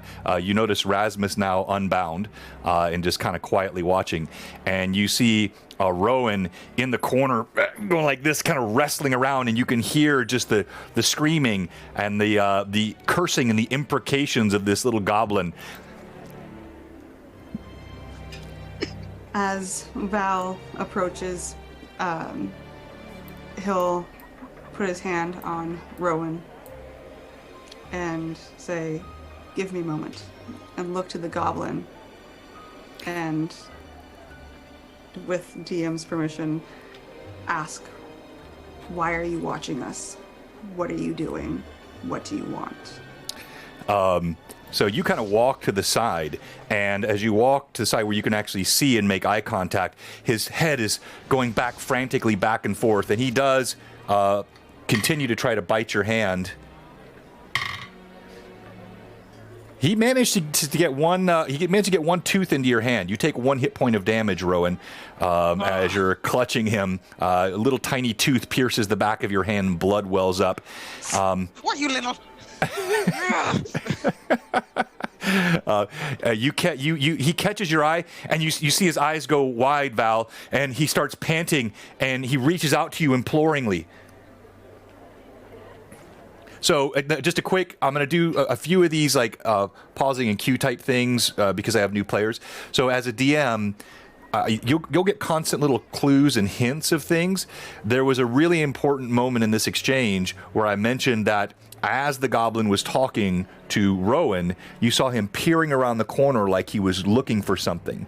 Mm-hmm. All right. So intuitively now, thinking back, he didn't trust Rowan. He really didn't trust Rizia because Rizia tried to stop him from getting a coin, threatened him with bodily harm, but he remembered who gave him kindness, and so that's who he was looking for, obviously approaching you for some reason. So as you ask him this question, he frantically, and you recognize this. What he's telling you is that he sees you searching and thinks he knows what you look for. Came to help. Val will ask, "What is it you think we're searching for?" The place where the men go here. Why should I trust you? His hands are free, and you see he just reaches in and he pulls out that coin. And he furtively tucks it back. And he kicks Rowan with his heel. Val will turn to Rowan. He says he knows what we need. He says he knows where the men go, and he wants to show us. Oh, is that so? Is she still like holding on to him? And how do we know he's not lying? Because unlike the rest of the group, I was kind to him. I know what it's like to be a poor child. So I helped him. That kind of hits Rowan a little bit, and she gets up off of the goblin. Go ahead. As you drop him, he turns around and he growls at you and he kicks. Rowan growls right back. No.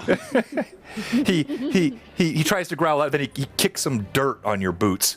And then Rizia just give an intimidating glare.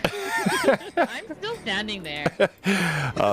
all right, so in moments, the goblin walks you right back around to those mausoleums that you were at previously, where you had searched. The second one, and I'll show this to you on the overhead here so it's a little easier for you to see. As Valfino walks close to him, you see he anytime Valfino falls even a step or so behind, he slows and tries to keep Valfino between him and Rizia in particular, and also Rowan, whom he constantly casts mistrustful glances at. Anaho, you see this odd little visage of this tiny little goblin, and he walks over to this mausoleum here to the right, and you see him duck down, and he's rummaging around on the ground. And you see he finds a cleverly hidden little latch that eluded you when you were searching. And as he pulls it, you see these giant doors swing wide, opening up into a stone. It's not a mausoleum at all. It's a stone entryway with stairs leading down. Val will look to this goblin child and look over his shoulder and say, "We will not hurt you unless you give us a reason to. I can speak for my friends when I say this. Do not give us a reason to hurt you, and you shall live."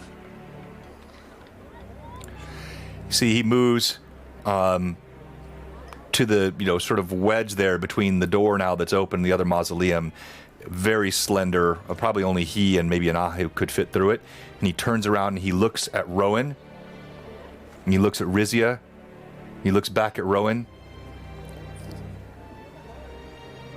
And then he darts. He darts between those two and disappears.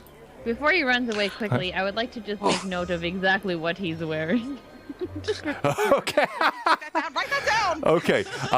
It's a oily, weathered brown like cloth burlap jerkin with no sleeves on it, and he's got what looks more like a loincloth and shorts and bare feet and a tiny little dagger. And when I say tiny, like tiny little dagger on his hip. Don't shame him. And he Leave vanished. him be. When he sticks his tongue out at them, that's funny. So there's a slight smirk, but I called to Val now. So Val is speaking Goblin, right? That's what we're picking up here. Yes. Okay. Yep. So that was an interesting twist. Right. That I didn't know he spoke Goblin. So very interesting. So when he sticks his tongue out, Naho will peer over to or look at Val and say, "Will you translate for me?" And I'm sure at that point he's moving, so I don't know what's happening. But I'll call out for Val to hopefully be able to translate. So you move to where he just kind of slipped between the door and, all right. Yeah, I was hoping to be able to talk to him, and then he took off. So I don't know if we can still retrieve him or if he's gone. I mean, you could try to squeeze through there and go after him. He clearly knows this place better than you. It's up to you. Yeah, I'm not trying to go after him. If he's still within earshot of Val to call. Well, yeah, you see him. You kind of see his little feet going around the corner past another gravestone. So I mean, he's in earshot of a shout. So with that, Val will yell out in Goblin, "Wait, we have something. One moment."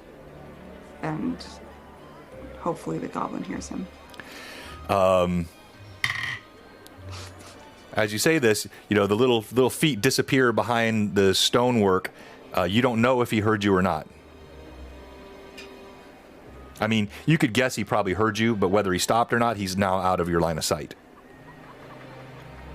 Rizia will enter the temple. Yeah, Rowan will fall right after and put a hand on Val's shoulder. Don't waste your time. Goblins are all the same at the end. And she'll follow Rizia in. So, are you all going in, or are you going to Oh, yeah. go at Anaho and Val? What are you gonna do, Val?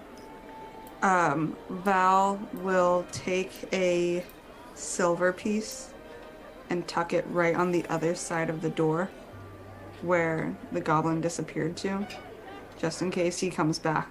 He knows it was appreciated. He knows it was a thank you. And, in case that foreshadows anything, like just a little doink. Okay. And then follow the crew in. All right. What is your marching order? And take that take that silver piece out of your inventory. Also, go ahead, Roy. So, you didn't put that by the lever, did you? Or did you put that by the lever? No, so when the doors opened up, Yep. or when the doors are closed, it's right there on the ground, dug underneath is where the lever is. So with the doors open, he will have just tucked it right behind the door. Okay. So then, before I head in, I'll head in last in the crew. That area where I think you explained it is right between where the door and the other mausoleum is. Yes, correct. Okay. So then above the coin, I'll take that chalk that I still have, one of those three, and that symbol that was on Anaho's original dagger Yes. in the hilt. Yes. he will not so big that it's glaringly obvious it's there, but right above the coin on the stone, he'll make that symbol and lay the chalk on the coin. Okay. All right. You do that, and you draw that symbol above the coin. Now, the party is heading inside. Give me your marching order. Rizia first. It's narrow enough, it'll need to be single file. All right, so Rizia goes first. I said I was heading in first. So. Okay. Rasmus last. Yeah, so Rowan's behind Rizia. Okay. I thought Anaha was last. So Rasmus would wait at the entrance for Anaho for him to draw, and then he'd kind of nod his head, and then once he goes in, he'd follow behind, saying he's gonna nothing. go last.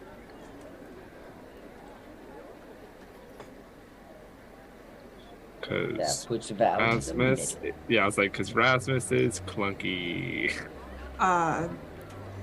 Big boy. I can Okay. tell you right now, Val would not be comfortable with being in the middle, so he's kind of just like looking like over his shoulder and like in front and just like super uncomfy and not liking this situation of being stuck in the middle. Yeah, he's definitely kind of hemmed in on either side. As you... Is Val? There's no escape. I'm There's sorry. no Is escape. Val, is Val behind me? Yes. Yeah. Rowan, just because they're besties at this point. Rowan will kind of pick up on that vibe, just knowing Val and even just this order, and she'll go, "You'll be all right. Relax. Breathe." Very nice. All right, as you step in, you would have expected, a structure like this to be moldy inside, smell of must, and in fact, it almost appears to be recently and frequently used. It has clearly worn steps, and it's a cool, ancient scent, but not the scent of the grave. And as you move down the stairs, there is no light. So are you lighting torch, or what are you doing? If nobody has anything, then Rizia will light it. You know what? Hang on. Let me roll for perception real quick. Okay. Okay. Or you know what? She'll kind Got of like halt. matches? She'll halt the group. And Rasmus, how far away are you from me? You're like 3 I'm at people. the very back. Yeah. But I will, if you call for a light, Rasmus has got you. I know. That's what Rizia's gonna do. Then she'll stop abruptly. You can see like she's about to like walk forward, and she's like, "I can't see anything." Rasmus, as you turn around, It's like that eye contact. We make eye contact. Yeah, It's he'll like, toss hey. a pebble to you, and as he lets go of it, right at the last moment against his finger, you see as this pebble catches light, and as he casts light upon the pebble as he throws it to you. And she'll catch it.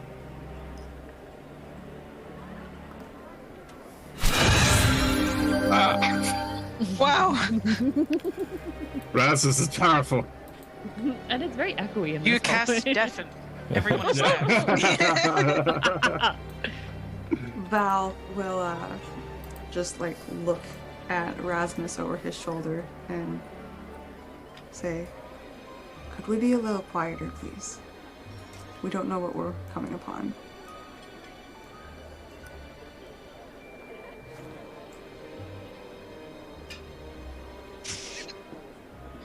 Does he respond or just ignore? He just says nothing, but he just holds up his fingers to his lips, like quiet, and just puts it back. Okay. The stairs descend for quite a bit longer than you would have expected. This is clearly well beneath the ground.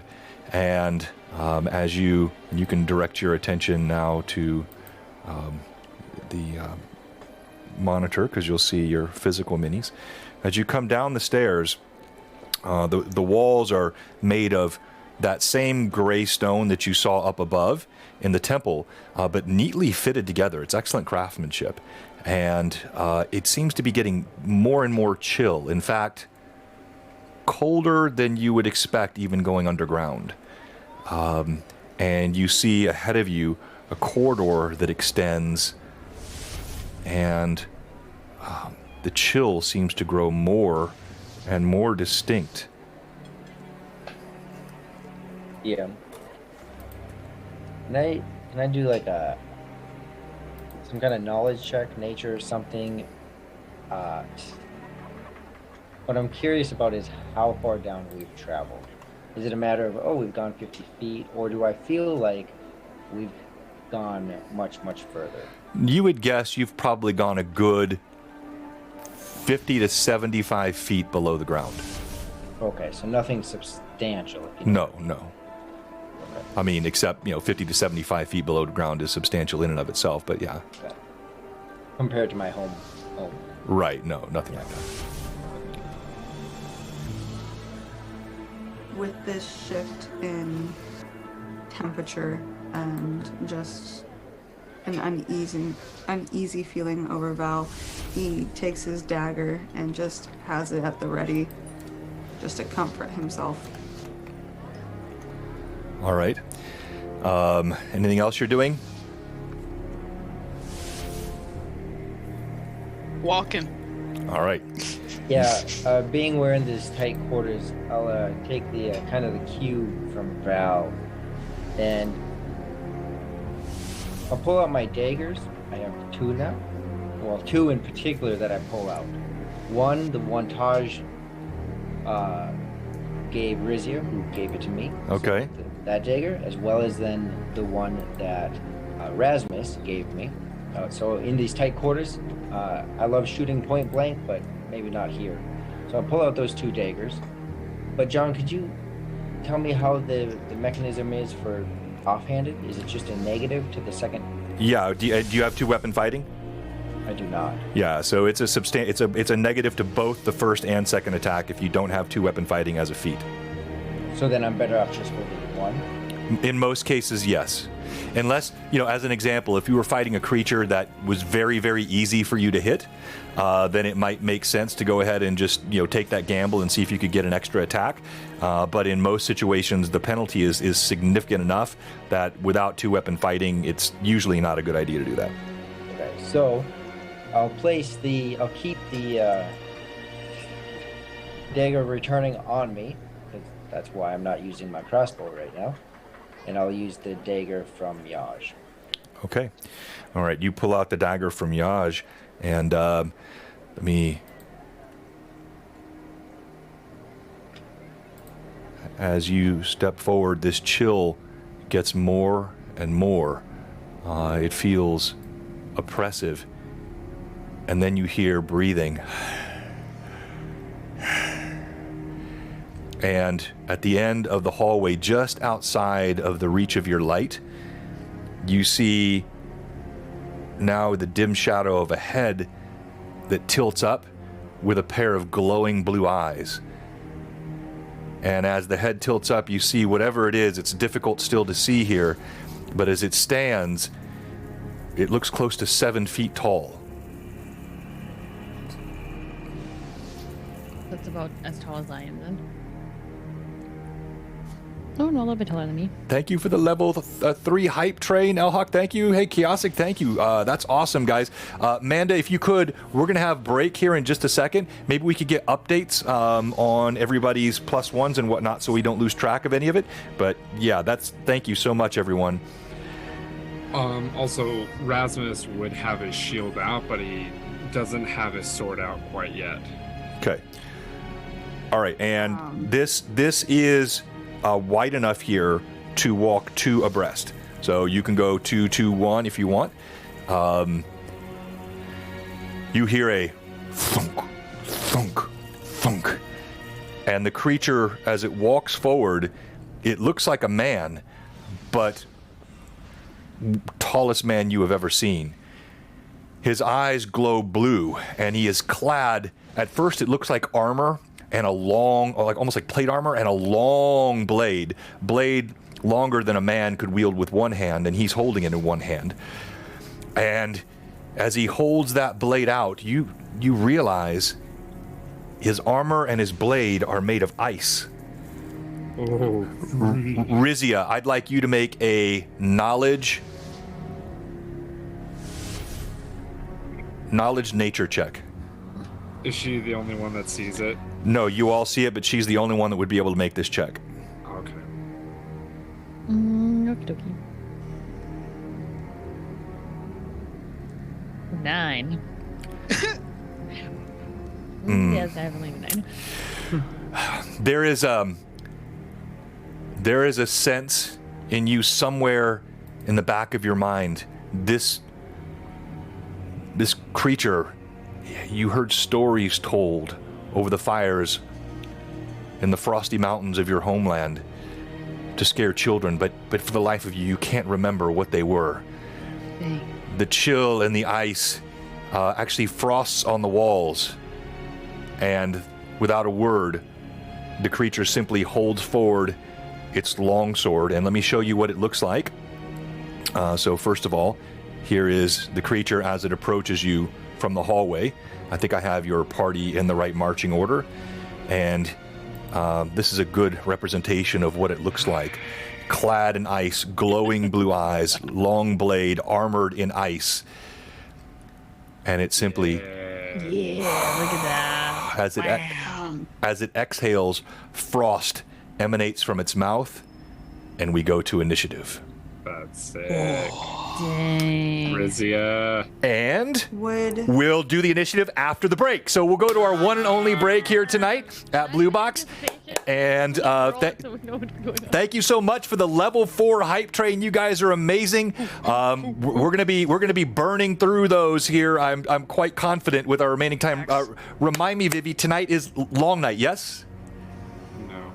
Just kidding. Yes, it is. Yes, I knew it. Yes. All right, good. So we've got a good, hour plus, some to go. And thank you so much for all the support tonight. Reminder, we have 2 giveaways tonight. We have a Troll Lord Games gift card, and then also we're giving away this hardback copy of the Extreme Dungeon Master Guide by Tracy and Curtis Hickman. This is just published. I mean, these all got shipped out from a Kickstarter just a couple of weeks ago. And it is chock full of really cool DM tips and ideas to improve your game. And yes, if anybody's popping in the chat, it sounds like John needs to read it, please stop that. And you will get a lot out of this for your game. So this giveaway tonight, it's really like almost like a holographic finish on the front cover. Really fun giveaway. Now I'm going to do something a little bit different because I like rewarding people who are in the watching in the chat in the game for a long time. I'm actually going to start rolling potential winners for the final giveaway during different points of the stream. So I'm going to do one right now. If you're in the chat, go ahead and let's do exclamation point, and let me pull this Nightbot up. See, I switch it up every once in a while like that. And in the Nightbot, keyword. Patros again never win. What's that? Yeah, Pat always says that. I want to say thank you again also to all the new followers tonight. We got a lot of new followers, and we appreciate that, and all the bits and all the support. All right. Keyword is... Hey, whoever's name is Brimstone. I love that. His name. Yeah, someone right above my Patros never wins. Ooh. Third. Whose name is Brimstone? Who are you? I Must miss have been my, more than one, though. I miss my boy. Okay, type XDM in the chat, XDM, and we'll give you just a minute before we go to break, and we're going to take one of you tonight and enter you in the giveaway. Now, when you see that you're the winner in the chat, doesn't mean you're the winner yet. That will come at the end of the night, but we're going to do probably 1 or 2 more of those until we get to the end, and we'll have 2 or 3 at the end, but we'll also have our TLG giveaway also at the end. So I'll give you just another moment, and while we're waiting, reminder, tomorrow night, Anna B. Meyer, the master cartographer, the fantastic DM, member of the Greyhawk community and friend of all of us, will be on with us for Lore Masters Arcanum. I'll be joined by Rachel, Cameron, Thomas, and Robert, Phantom NJ. And of course, Rachel, Thomas, and Cameron will all be in our new Tears of Aird campaign, debuting here in just a few weeks, featuring not only the World of Aird by TLG, but it will be the first time anywhere you will see used on stream the free city of Altamira in Aird. This is part of a collaboration happening between Lord Gazumba and the folks over at Troll Lord Games. And so all the Altamira content is going to be a box set that can be played either in Greyhawk or in the world of Aird. And so we here at Blue Box will be for the first time featuring that content in a live stream in the world of Aird. And so that's going to be a blast, and we'll talk about some of that tomorrow night as well. All right, I'm going to go ahead and start this first one. You'll all be able to enter again later. You must be present to win at the end of the stream, though. All right, so, and this one is going to belong to, you can write this down, Josh. You'll have this person. You're going to have Wandering Bacchus, a brand new follower tonight. Congratulations, Wandering Bacchus. You are in the giveaway sweepstakes. So what will happen is, for any of you that have not seen us do this before, each one of these players will have one Mad Chatter assigned to them. At the end of the stream tonight, they will roll D20s, and whichever avatar, if you will, for you as a Mad Chatter has the highest roll, you will get this incredible book tonight. So that's how we'll do it, and we'll do a couple more of those here after the break and at the end of the stream. Before I go to break, any questions from the players? Sent you a message. Okay. No just comment. Do I need to look at it now, or can I wait up to the break? You can wait. All right, Blue Box. Go ahead. Question, your things, Pat Draws entered exclamation point sexy DM. Yeah, that's a different giveaway, Pat. That's the Glitter Bomb John giveaway, right? Yeah, Okay. That's the after hours. That's All right. for after the game. Hey, lots of fun stuff coming, including watching the party confront this tonight, and Blue Box. We'll be right back. See you soon. We'll leave the mics hot if you guys want to chat during the break. It'll be a quick break, 5 minutes. Oh God! Why? Go. Rasmus has 8. Anaho has 11. Rowan has 18. DM has 233. Valfino has 17. Rizzy got 17, and I'm alone. So, as I'm the only person left here on stream, as Becca almost falls over. What? How's it going, guys?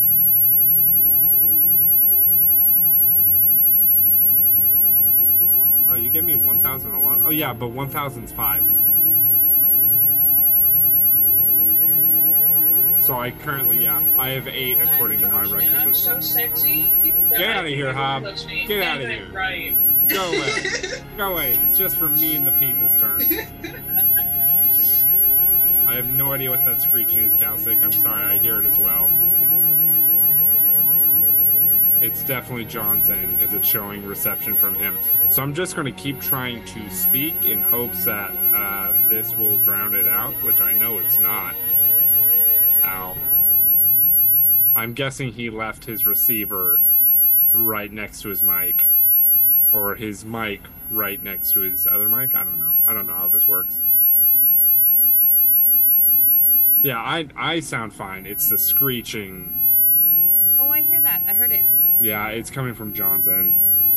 I don't know what he did. I'm sorry, Cinetic. I'm sorry, Wandering Bacchus. I've got 5 dogs in my house.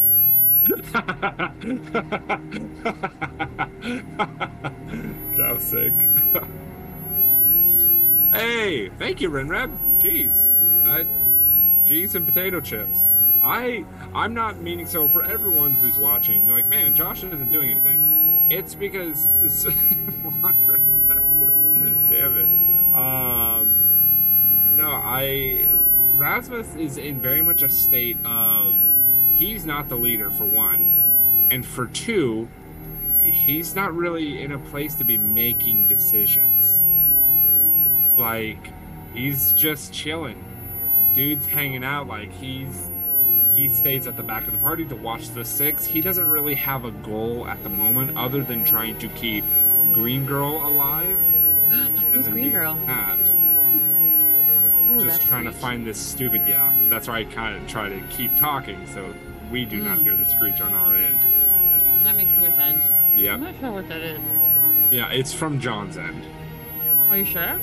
Yeah, because you can tell when someone's speaking, it highlights their screen alone. Yeah, I see And it. so that's how usually you can tell if His someone's... mic is probably too close to some. Is probably feeding back. Yeah, that's what I was saying. Gosh. Yeah, but I'm the one that said it. Just last. shut up, Rory. Get out. He's not even here. You don't even see him. He's just I talking know. from the abyss. Very, he insults me. Doesn't even show his face. I know. Jerk. He's like this. You have small pee-pee. Goodbye. John, move your mic. John, move your mic. It's John, squeaking. move your mic. Move your mic. It was screaming at us. It was screeching. Your mic was screeching while you were gone. It was the worst. Can you hear us now? Oh, Yeah, I your couldn't mic hear was you. your mic was screeching while you were gone. It was the worst. We were dying of bleeding ears. The whole time? Yeah, Yeah. it was like. "Ee." What? Like, Yeah. Like you put your mic. You can too look close through to the notes. It something. was really funny. Calcic made a really good joke of, I've got 5 dogs in my house. I don't own a dog. I don't know what that. That is weird. I don't know what that would have been. Sorry about I that. don't know why my camera's flickering. That's not very fun. It's fine. We got to chat the whole time. They made fun of my character. Rasmus is dead now because someone donated 20,000 bits. To It was brutal. It was the worst. I did see we lost 2 viewers during the break, which doesn't normally happen. So that was probably why. Sorry, everyone. It's okay. Yeah, it was weird. It just. I told them to blame Hob, and they said that's okay as long as... I don't know what would have dies. caused that. So... I just figured your mic was too close to something, John. Well, that's what I'm wondering. I mean, the only thing that's here is the iPad, which that shouldn't have done anything. Too close to heaven. I guess. Do you see that message, John? Yeah, I'm Yeah. looking at it right now. You see mine? Hey. I don't know Hob, if it was clarified. Hob. If not, that's fine. I just Hob. for what I'm using. Oh, what, Josh? Shut up. Oh my god, I swear I'm gonna reach through this screen. I'm gonna touch you in a way that you've never been touched before. Yes to your first question, Rory. Not sure how I Okay, feel about okay. that. All right. So I just want to make sure. What did I just come back into? No, we're just getting started. So we're back from the I break. sent you a message. Okay, you guys. John, I'll send you a message. John, I Me will too. also- I mean, Like, please shut up. I am not insane. Of course I do. One has to be utterly like. Thank you, Josh. I appreciate that. All right. Yes, Red Hulk. I needed to be told I was always right. Oh no, actually, I got it from Jerry tonight. Thank you, Jerry. All right. Did I ask John if he liked chocolate cake? That was the question. Yeah, it's like, what kind of psychopath do you think I am? Of course, I like chocolate cake. Okay, so here we go. We kick off the back part of our stream tonight, and thank you everyone for being with us. We're going to initiative with the party, and Also, John, just so that you know, I have a full heal. I don't It's been saved for a very long time. believe that's correct. Uh-oh. Maybe we should fight about it. It has been saved since Phelan died, because you said that it would carry over Oh, onto right. Rasmus. Yeah. Did I not tell you about the expiration date on those things? You got to check the label. Oh, I the just fine wanna- print, I Josh. just want to put that Yeah. in there. I'm not saying I'm going to do anything. You have to check the label on those things. All right. As this massive creature, looks like a barbarian made of ice, steps forward. And since Hob won last time, we're going to have Hob roll again. Here's how we do it at Blue Box for Becca and Hob. You will roll initiative for the party each round until you lose. And when you lose, it'll rotate to somebody else. All right? Yeah, so don't. Come on, Hub. Sure. That's it. Also, I'd Come love to on. start working. Where's that? What do I- picture wait, of your hold last on. name? Oh my god. The square one, right? Yeah, square one. That's a 6. What, again? I love that. I have never had someone say that for me on a stream before. The square one. Josh, she's been playing with you for 2 years. What have you been teaching this woman? No, do not put this on me. Do not put this on me. I've tried so hard. I've been vibing with D&D for 3 years. Still don't know how to play. No, Tim, that's not it. You got to go to the Spine Castle module in Dragon Magazine, and you'll know what this is. All right. So you have initiative. Let's start with you, Rizia. You're in front. What do you do? Ooh, Rizia will enter a rage. That's fine. 1 second, let me just turn my conditions on. And my power attack. And she'll come in with her great axe. Okay. Yeah. Look how tall she is. Oh, I forgot to mention this mini. Yes, you can. I forgot to mention this mini is courtesy of Fraley, Patrick Fraley 17. He printed and painted this just for Rizia. So she's the only one that has a mini that was actually made for her and is made for her by Patrick. Patrick, are you still on tonight? I should have said that. Yeah, and so he 3D printed and painted that for Rizia. All right. So sick. All right, you step forward. I can do 2 attacks since I'm level 6. Let's go. Okay, so the first one. 19 total. That is not a hit. You swing, and your blade slams into the armor. A little chunk of ice goes off, and then immediately heals itself. We're gonna die. Okay. Yep. Amanda, quickly, how many doohickey doos do I have? Oh, she put them in the chat earlier, so let me read those out. I should have read them out. And remember, guys, if you open up that sheet, it'll always be live on there. So, Where? Lizzie, you Where? have 17.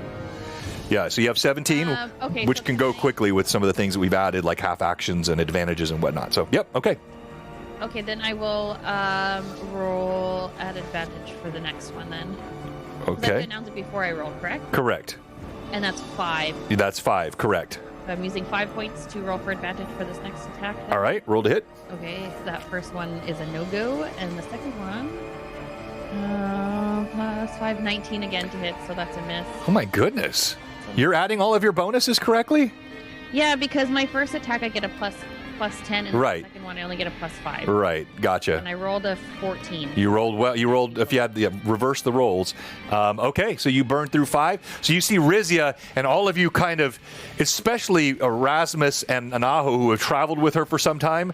It's a bit appalling to see her axe swing twice with power and just do nothing more than chip off a few shards of ice from this armor that covers the creature and doing no damage. Now we go to Valfino. So, Val will take his crossbow. He won't move. I'm sorry. Yeah, you can do that. That's fine. I should have said Rowan because Rowan's up front. But that's fine. You can go. Rowan can go first. All right, go ahead, Rowan.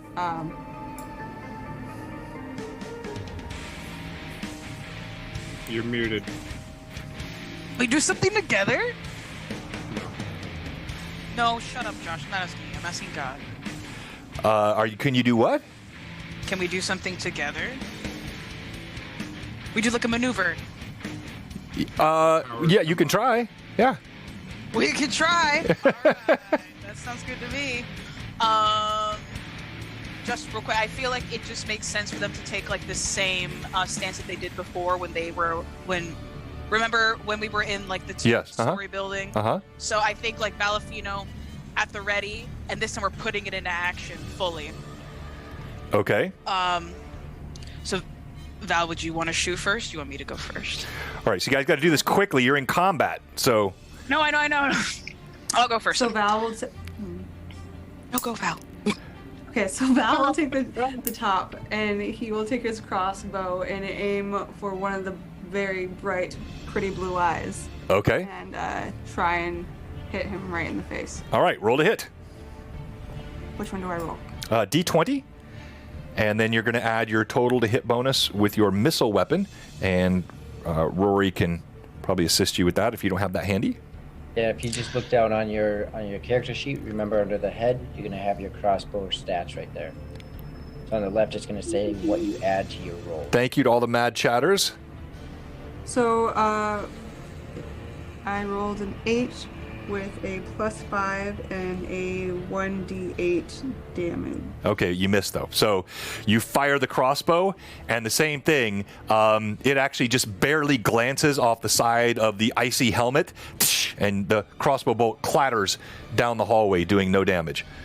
I think it's at the same time as it's passing by. Rowan does the same maneuver of going low and aiming high and trying to get at the openings of his armor in his sides there with the short sword. All right, so I'm sorry.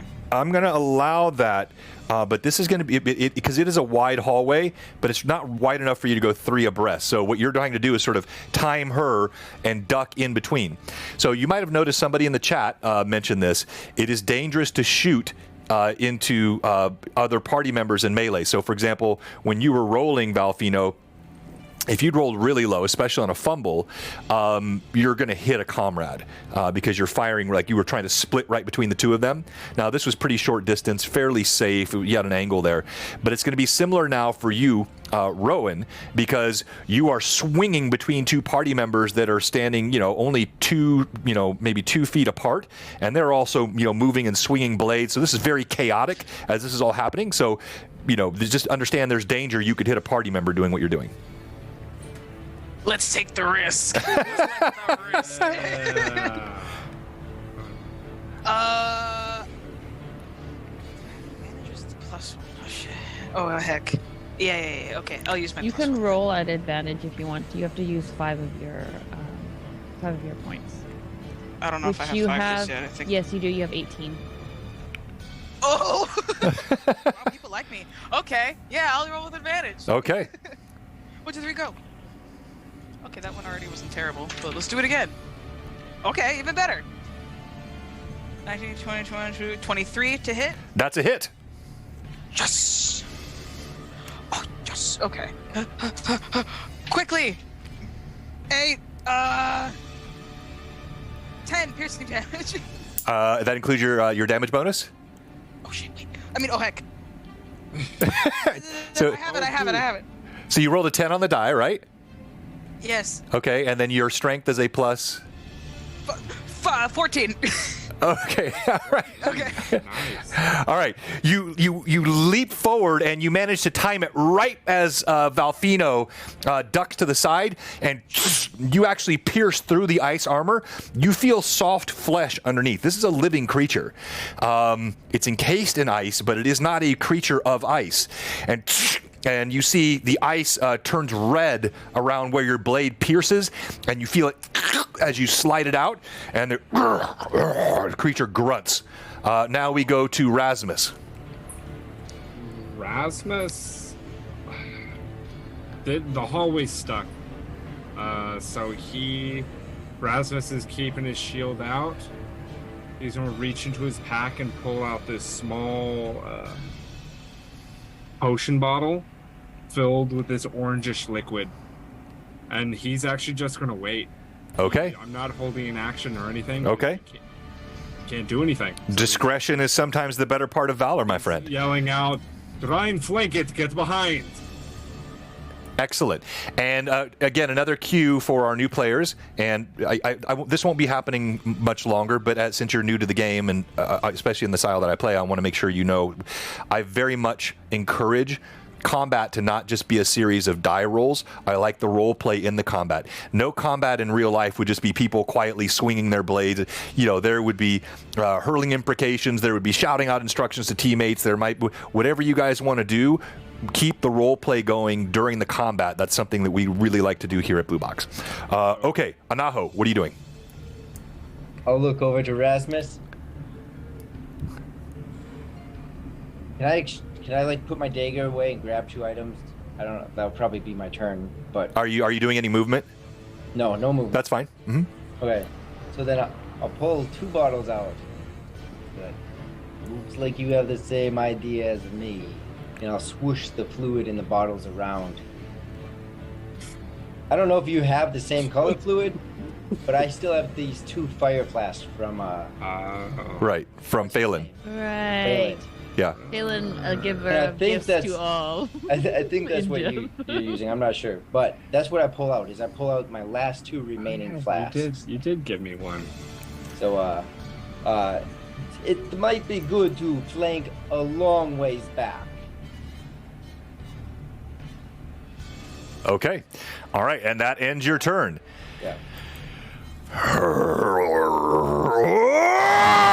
You see the creature comes across with this massive blade, and it is going to swing 1 to 3 at, and actually I'm going to say 1 to 4 would be Rizia. She addressed him first, is the clear threat. But 5 to 6 would be Rowan. Yeah, so he's swinging at Rizia. And Rizia, this blade, the ceilings here are 15 feet high. The blade almost scrapes the ceiling as he swings it down at you. And remind me of your armor class now. My armor class is 13. 13. She's raging. That is a hit. He probably has like plus. Yeah, he's probably like 8,000. a 20. And then he's with surprising speed for the size of the creature and the length of the blade. He whips it back around again and strikes a second time. And that is also a hit. As it bites through, there is a chill to the blade that bleeds into you. You can feel it down to the bone. And you take from the first blow, not too bad actually, 10 points from the blade, and you take an additional 5 points of frost damage. So you take 15 points from the first blow. And then on the second blow, as he grunts and swings it down again, that one does 13 points of base damage and does 3 points, so a total of 16 points of damage from the frost and the and as he does this, you see the eyes begin to glow brighter, and you can actually feel a jet of cold emanating from the eyes. And now we go to initiative. Hob, that's you again. Yeah. Hob, who has rolled You roll initiative. who has rolled D6, who has rolled a 6 twice now. Yeah.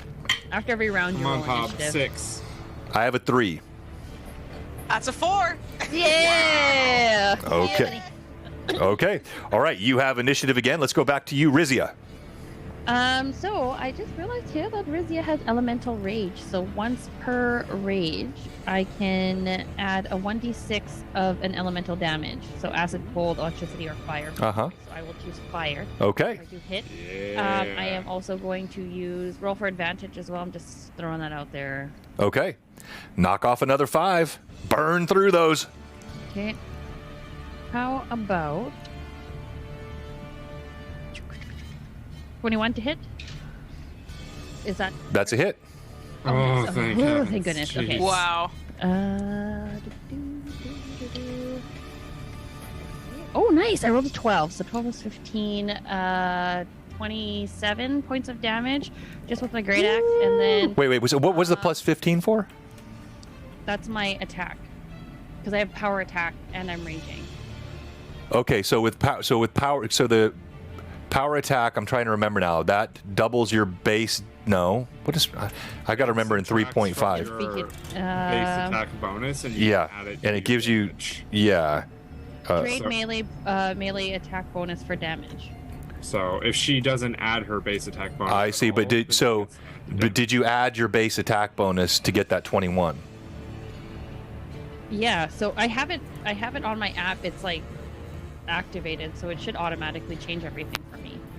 So it says my attack bonus is a +10 / +5. So that's Right. the first hit and the second hit. Right. And then the damage is a 1d12 + 15 is what it says on my app. Oh, And the critical is ×3. All right, and your normal base attack bonus is what? When you don't use power attack? Should I turn it off? Yeah, just turn it off and see what it says. Like power attack or just rage? Just just your regular. Leave rage on. Just turn off power attack and tell me what your base attack bonus is.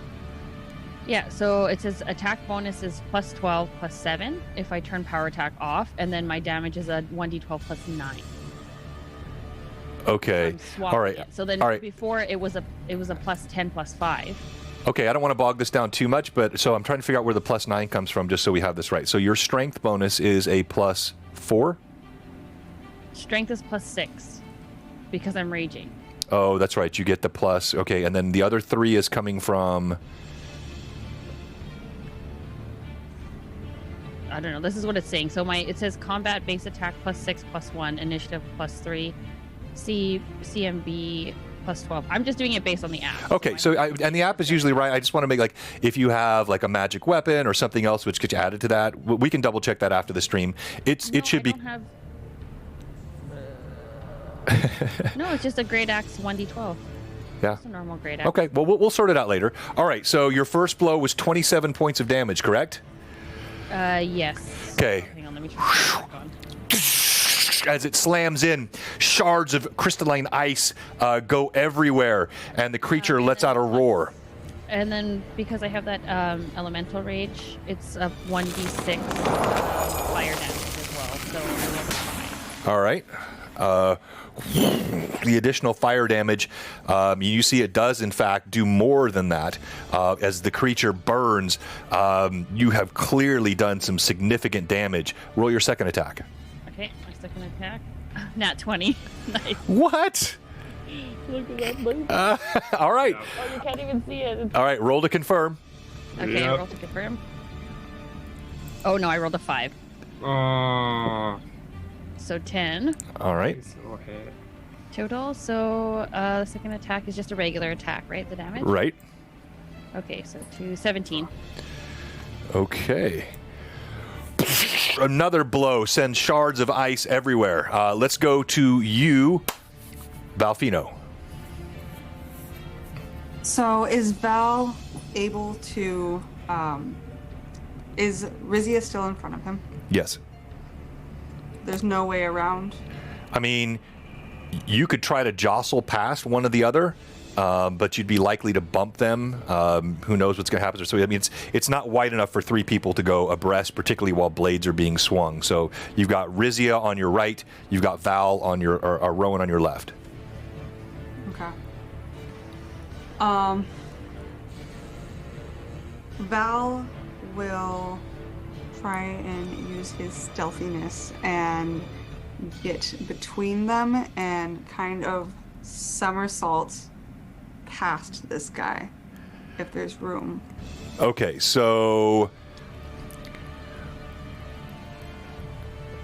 let's work on this. So, and by the way, for our mad chatters, this is Becca's second time ever playing D&D, because she told me the first time didn't count, and it is her second time streaming, and she's doing a great job. So I'm going to help her a little bit. So here, you can't somersault, and if you can see it on the table here, you can't somersault sort of over this 7-foot tall creature from a standing. You don't have that sort of athleticism. Now, technically, with a 1 or 2 step start, you could try to leap over Rowan. But again, that's a very dangerous acrobatic maneuver. You can try to squeeze between the two of them, but if you squeeze between the two of them, as I said earlier, you could get hit by a sword or you might knock them off, but you have all of those options too. I'm not telling you what to do. I just want you to be aware of the possible consequences of any of those. So I would like Val to kind of turn to the side and move in between them and not try to somersault over this 7-foot monster guy. He's kind of going to drop to the ground and somersault like around the side of his leg to get behind him if possible. Okay. Go ahead and let's go ahead and resolve Rowan's attack first. So Rowan, as you pull your blade out, it's dripping blood, bits of ice still on the side of the blade. Do you attack again? Yes, sir. Yes, I do. Roll to hit. Okay. I'll use another advantage. That's okay, right? Yeah, you can. But burn through them, please, by all means. All right, that one was already good too. So, oh my God, yeah, natural 20. Woo! Did you really? Okay. All right. The first one was a 17. Okay, so here on Blue Box, what you do now is you roll to confirm a critical, because the criticals here are very, very deadly. So they're not automatically criticals when you roll a 20. So what you do now is you're going to roll a 20 again and tell me if that would have been a hit. Does it have to be a nat 20 or can it be a... No, it just has to be a hit. The second roll just has to be a roll that would hit. That would confirm the critical. Everybody kiss it. Kiss it. Mwah. Good job. All right. Come on, baby.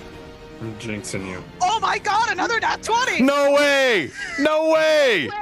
No freaking way. Take a picture. No, I believe you. I believe you. I believe you. Yes. Okay. Adds 20% to the final outcome. Oh, all right. So. Let me explain this to you, and for any of our new followers as well. We use a couple of crit tables here. One given to us by Steve Bloodwild, and I use those especially for some of the more nuanced crits. But these are the core crit tables that we use here. This complex chart unfolds all of these pages of different types of crits based on damage type, and many of these things are wicked deadly. Now, when you roll a 20 and a 20 on the confirmation, as Josh has said, you're going to add 20 points to your percentile dice roll. So a percentile dice roll, do you know what that means, Hob? These guys? 2 of those guys, right? So it's going to be so you're going to get a 1 to 100 result. 3 zeros is the best. A 1 to 100 result, and then you're going to add 20 points to that. All right. No matter what, it's didn't you gonna roll be a good. Yeah, come 100 on. yesterday? You can't kill this guy that quick. That would be very distressing. To confirm Yep. as well yesterday. Yep, she did. I'm like, wait, I'm having deja vu because I'm pretty sure you asked already No, she before. definitely did. This All is right. every Monday night. Yes, higher is better. You want high. All right. Get high, Hob. Don't even worry about that. Already done. What's a 40 and a 40? That's 80, right? So No. So, wait, do you just have... So it's a 44. It's a 44, but do you just have... Both your dice have like a 4040 on them? yes. Okay, you They're need... both 40s. Yeah, so you need... It doesn't matter in this case because it was the same number. But you should have a second D10. It looks the same. It doesn't have the extra digit on it. That one. You guys are like, All right. All right. So... In the The 10th 40s, place, 43. one is in we'll stick with the first roll. So it's actually this Josh, your DMing skills are in serious question now, my friend. All right. So it's a 64. Let me consult the ever mysterious Tim crit tables, and all right. And that's gonna be 49. Come on. Make me good at D&D. I'm doing my we're working on it. We are working on it. done. He's already retired. Yeah, I've retired. I can see why now. Yeah. The token Our of learn- friendship is forever. Our friendship is forever and never ending. But your DMing is not apparently. Hob is the reason I'm teasing. I stopped I'm teasing. That's right, exactly, Jerry. So it's 44 plus the 20 for rolling 2 nat 20s. Okay. I'll read. Oh my. Your weapon drives into your opponent's groin. Oh. If male, he screams like a girl and counts as helpless for 10. Oh, yes. Yeah, you know. Oh, fits. beautiful. It fits. Oh, God. Okay, so If he survives, he can be read. Tim, this is the funniest one I've read off your crit tables yet. This one is this reminds me of the old Middle Earth role-playing crit tables. I'll just read you the rest of it here, and then I'm going to let you sort of describe it for me, because even though this is technically not a killing blow, that it renders him helpless means he's effectively prone and either and can be slain. So. He is even if he survives, he is rendered permanently sterile. Oh, no. All right, so good. Man. Can't make any. Hob, His I want you to describe what this blow looks like. Okay. As everyone's just kind of bombarding and hitting him, and with Rizia fighting and this whole thing, after she pulls out the sword and she sees the blood covering the sword and now pooling on the ice, the side of this body, she says, "Oh, so you do bleed. Let's see what else bleeds." And she'll go in again for a lower blow. Let's see what else bleeds. Oh, no. As you do it gives the satisfying crunch of driving through the ice like punching an ice pick through a cube. And as it at first there's that hard crunch and then the easy sort of slide as it goes right between the middle of his legs. There's this moment of like those big blue eyes go wide and the jaw opens soundlessly, and then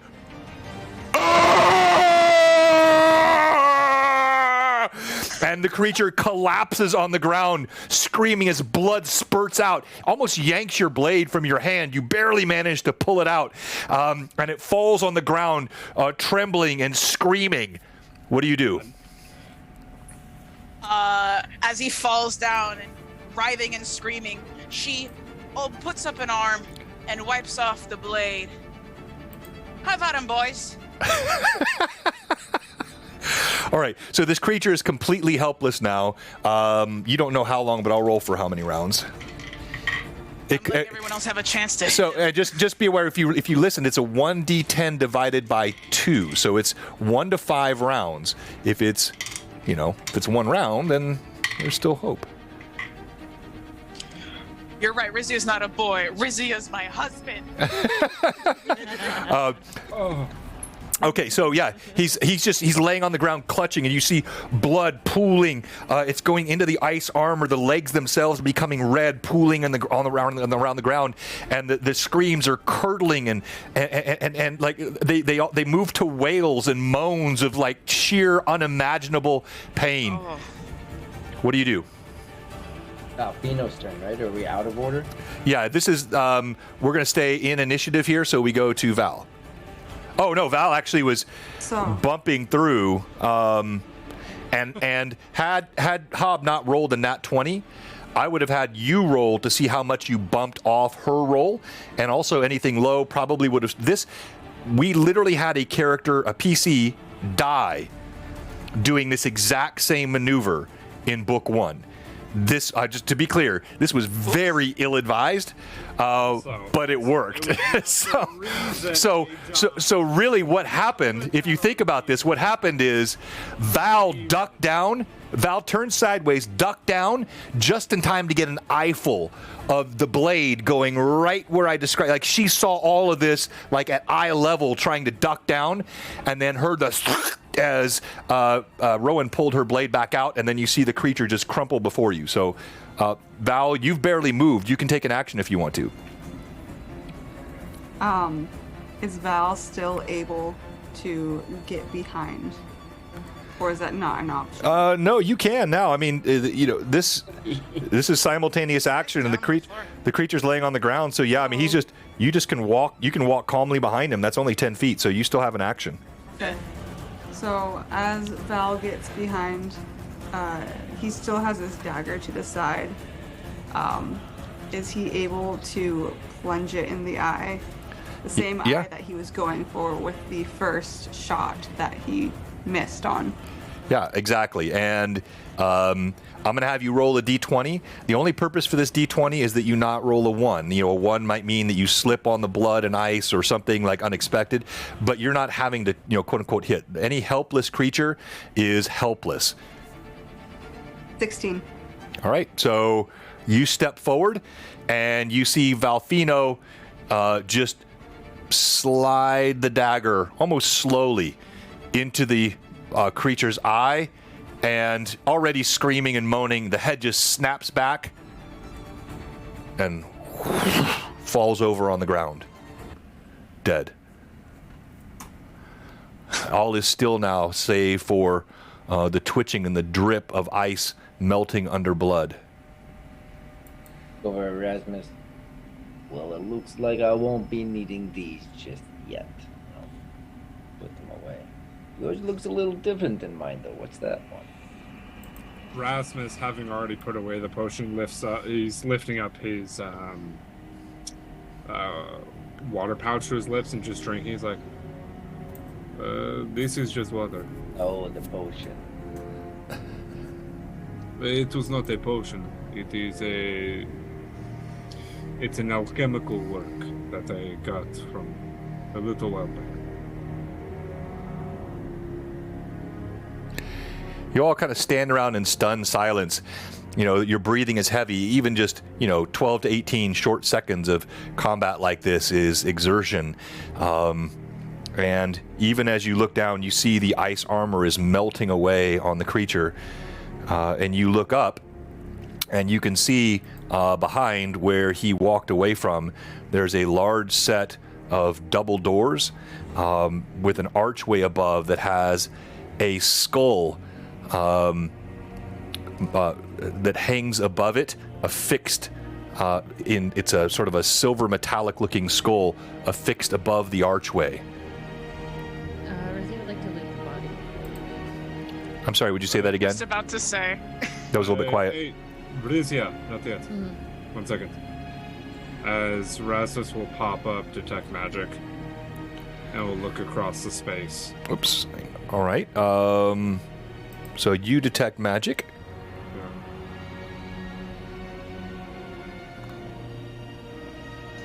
You concentrate for a moment, and you know with detect magic, of course, the first round you just detect the presence of magic within a certain range. If you choose to concentrate longer, you can determine distance and school of magic.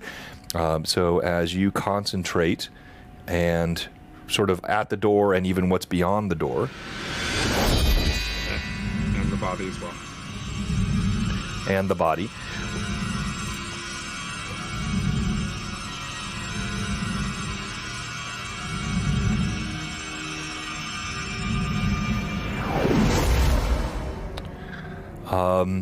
You sense no magic on the door. You sense some strange, unusual magic behind the door. And then you also sense there is something magical on the body of the creature.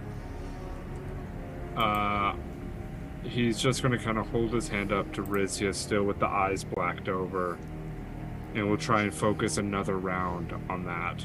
He's effectively all he's trying to do is to figure out whether the items on the body are of a harmful magic school. Well, yeah, that's tough to say. You couldn't necessarily tell that unless, for example, you assume necromancy would by default be dangerous. Yeah, but, you know, an abjuration spell or any sort of spell, a type of magic, you wouldn't be able to determine whether or not it was dangerous based on that.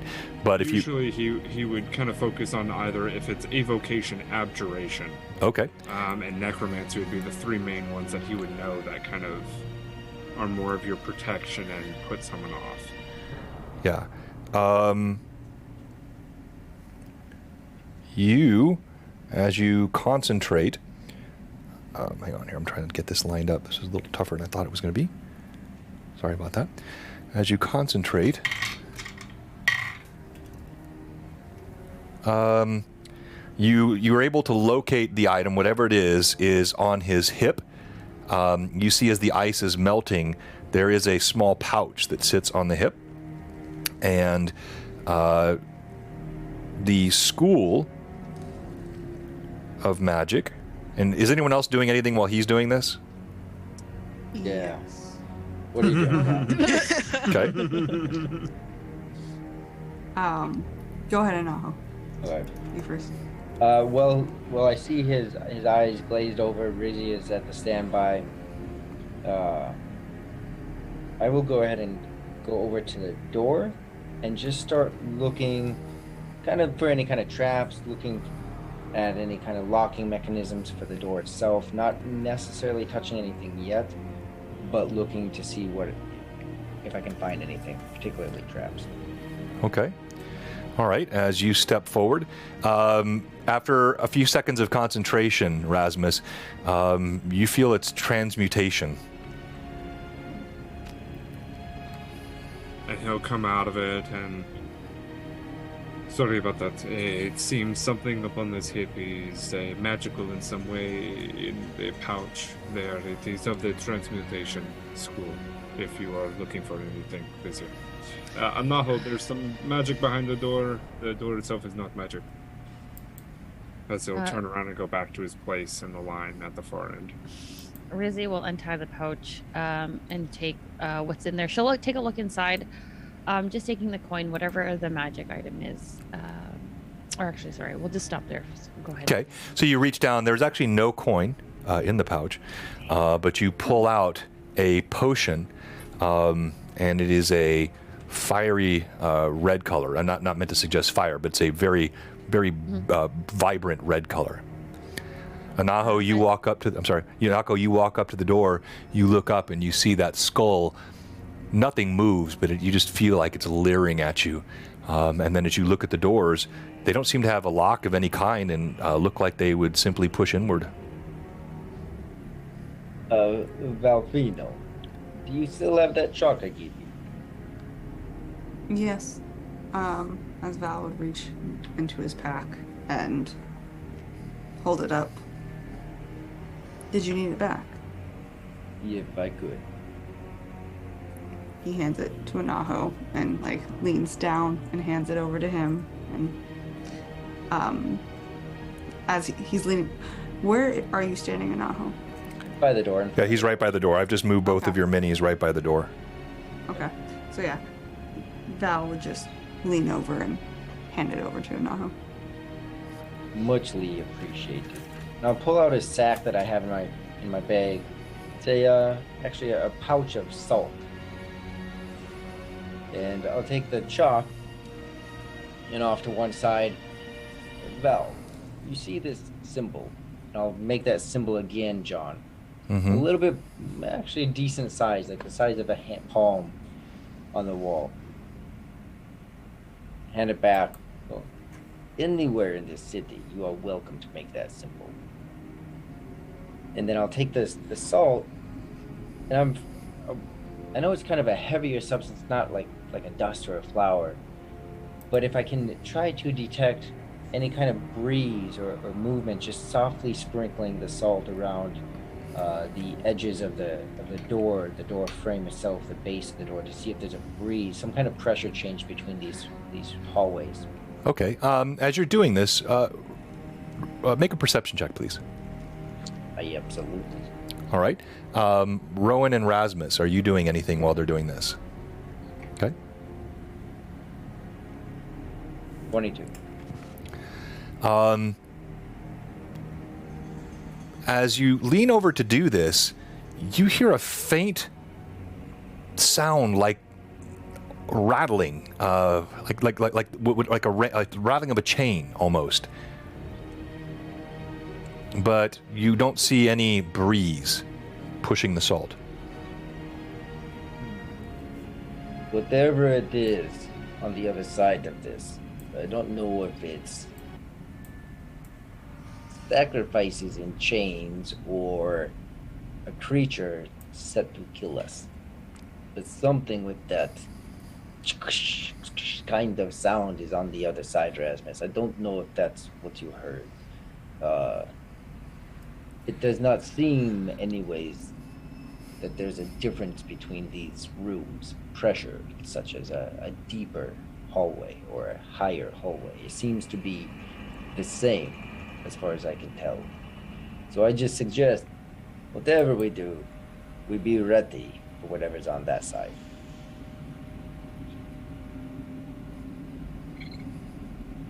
Sounds good. He's gonna look over at everyone else. How's everyone else doing? I only have a little bit of a power left in me. If you need any healing, I'm only good for one more time. Remember, Rasmus and Rizia, you have that potion from Taj. Gosh. Thank you. So disrespectful. I did not think that I... Yeah, I gave you and Rizia one of the three. I thought you gave that to Elora. Did I? I would have put it into my... That's a bummer. That does sound right to me. What yes. is it? What is it's a it again? Yeah. No, Rory, seriously, what is it? It's a potion of what? Full heal. Okay. So I guess Elora has one. I thought that's a bummer. Yep. Okay, that's okay. Okay, well, you got one, Rizia. So Rizzy will open the pouch and notice that there's a potion in there. There's no coin, so there's nothing much she can do with it. She will head straight to Rasmus and hand him the fiery red potion. He'll make more use of it than I. There's no coin in here. That is too bad. I'm sorry about that. I will have to figure out what this does later. You could always drink it, Rasmus. That's a good way. Hilarious. Yeah, she like turns and like gives him like that like mom look where it's like, don't drink it. He's put it inside his pouch, wrapped it in some cloth so it's not going to bump against anything else and break. Okay. Are we ready? What about it? Do you have, Rasmus, a way to... Yes, I do, but Would you like to not use that? Or would you like to use that? He's gonna close his eyes and just reach out mentally to Rasputin. Hello, friend. I do not mean to use you at all. How are you doing? He's gonna kind of do like that. How are you? Like, check in. You do not mean to use me.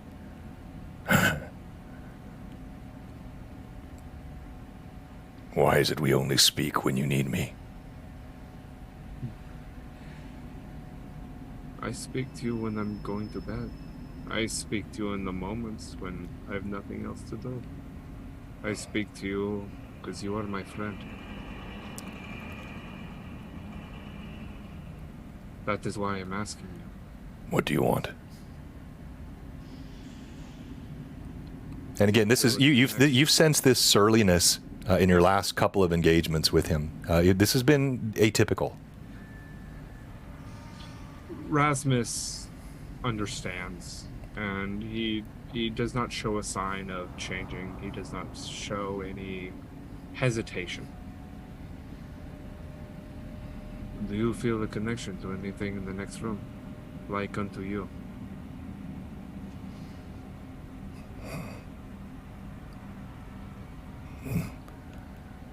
No, there's nothing like me. I would have to agree with that.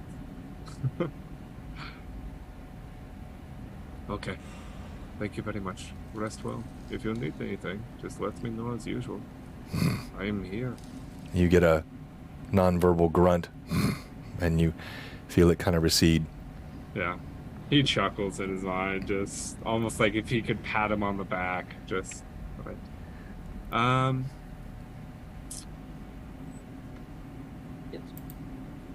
I would rather not. as he just like, as he's closed his eyes for like, or probably not even closed his eyes, just kind of looking off in the distance and doing his little like finger wave thing that he does. And then as his eyes kind of come back and look at you and Naho, no, we are going to have to be on our own path for the next little while. He must rest. Good. Are you all ready, or do we need to stay here or go elsewhere? Do you want me to open the door? Open the door, Anaho. Okay. Be ready. Please, be ready. I'm little. Oh, sorry, Anaho. No, go ahead. Go ahead. So, Val would kind of pull back and stand next to Rizia. Okay. And kind of just, while this is happening, look up to Rizia. And I think I saw you get hit. Are you okay? I'm still standing. I'm good. He would then reach into his pack and pull out a small piece of food and say, I know this isn't a melon, and I know that you like melons, but this is what I have, and food makes me feel better. So here you go. And just kind of hand it up to her, and then just like sidestep away. She'll take it. She'll just put it in her pouch. She won't need it now. And she'll wait for Anaho to open the door. All right, as you do, you guys are. I literally was just setting up the Nightbot again. I did not forget it. Pat draws. Thank you very much. All right, so type XDM in the chat, and I'll give you a few seconds, and we'll roll another possible winner. And I'm gonna put my dagger away, and now because everyone's behind me, I'm gonna put the crossbow on the ground right next to me, because I'm imagining I'm probably gonna need both my hands. But just in case I do, it's right there next to me, all of a foot away from me. Okay. Because I'm short. Haha. Anyways. And I'll test the doors very carefully in case something is going to be set off, some kind of trap. Might want to be careful. I don't know what will happen. And I'll just push to see if the doors are locked, if they'll open. Okay. As you push, these are well-finished doors. They look nothing like the things you saw outside in the graveyard, and you push, and there's a soft click, and they just slide open without a sound. Well-oiled hinges. And as you look beyond, you see a room that's not very large, perhaps 40 feet long, 40 feet wide, and there are only a few things that you take note of. The first thing that catches your eye is the room is dominated by a large pit in the middle of it, yawning black orifice right in the middle of this room, where the stone just suddenly falls away into inky blackness. The second thing that you note is there is a coil of heavy chain that is attached to a ruined-looking winch that sits right next to the hole. The winch itself looks like it's been destroyed, and this heavy coil of chain must have been once used to lower and raise something into the pit by means of a massive pulley that hangs as you look up 15 feet up in the ceiling. You see a pulley that dangles, and part of the chain dangles over into the side of the pit. You also see two statues of what look like emaciated humans pointing in scorn with bony fingers of accusation toward the pit. Their eyes seem to flicker occasionally. Nothing else moves, but it's like the statue eyes are watching.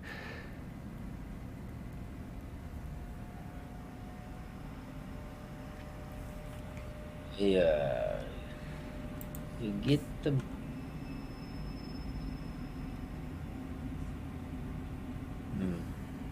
No, please, after you. Yeah. I don't know the words in common, but that is what I mean.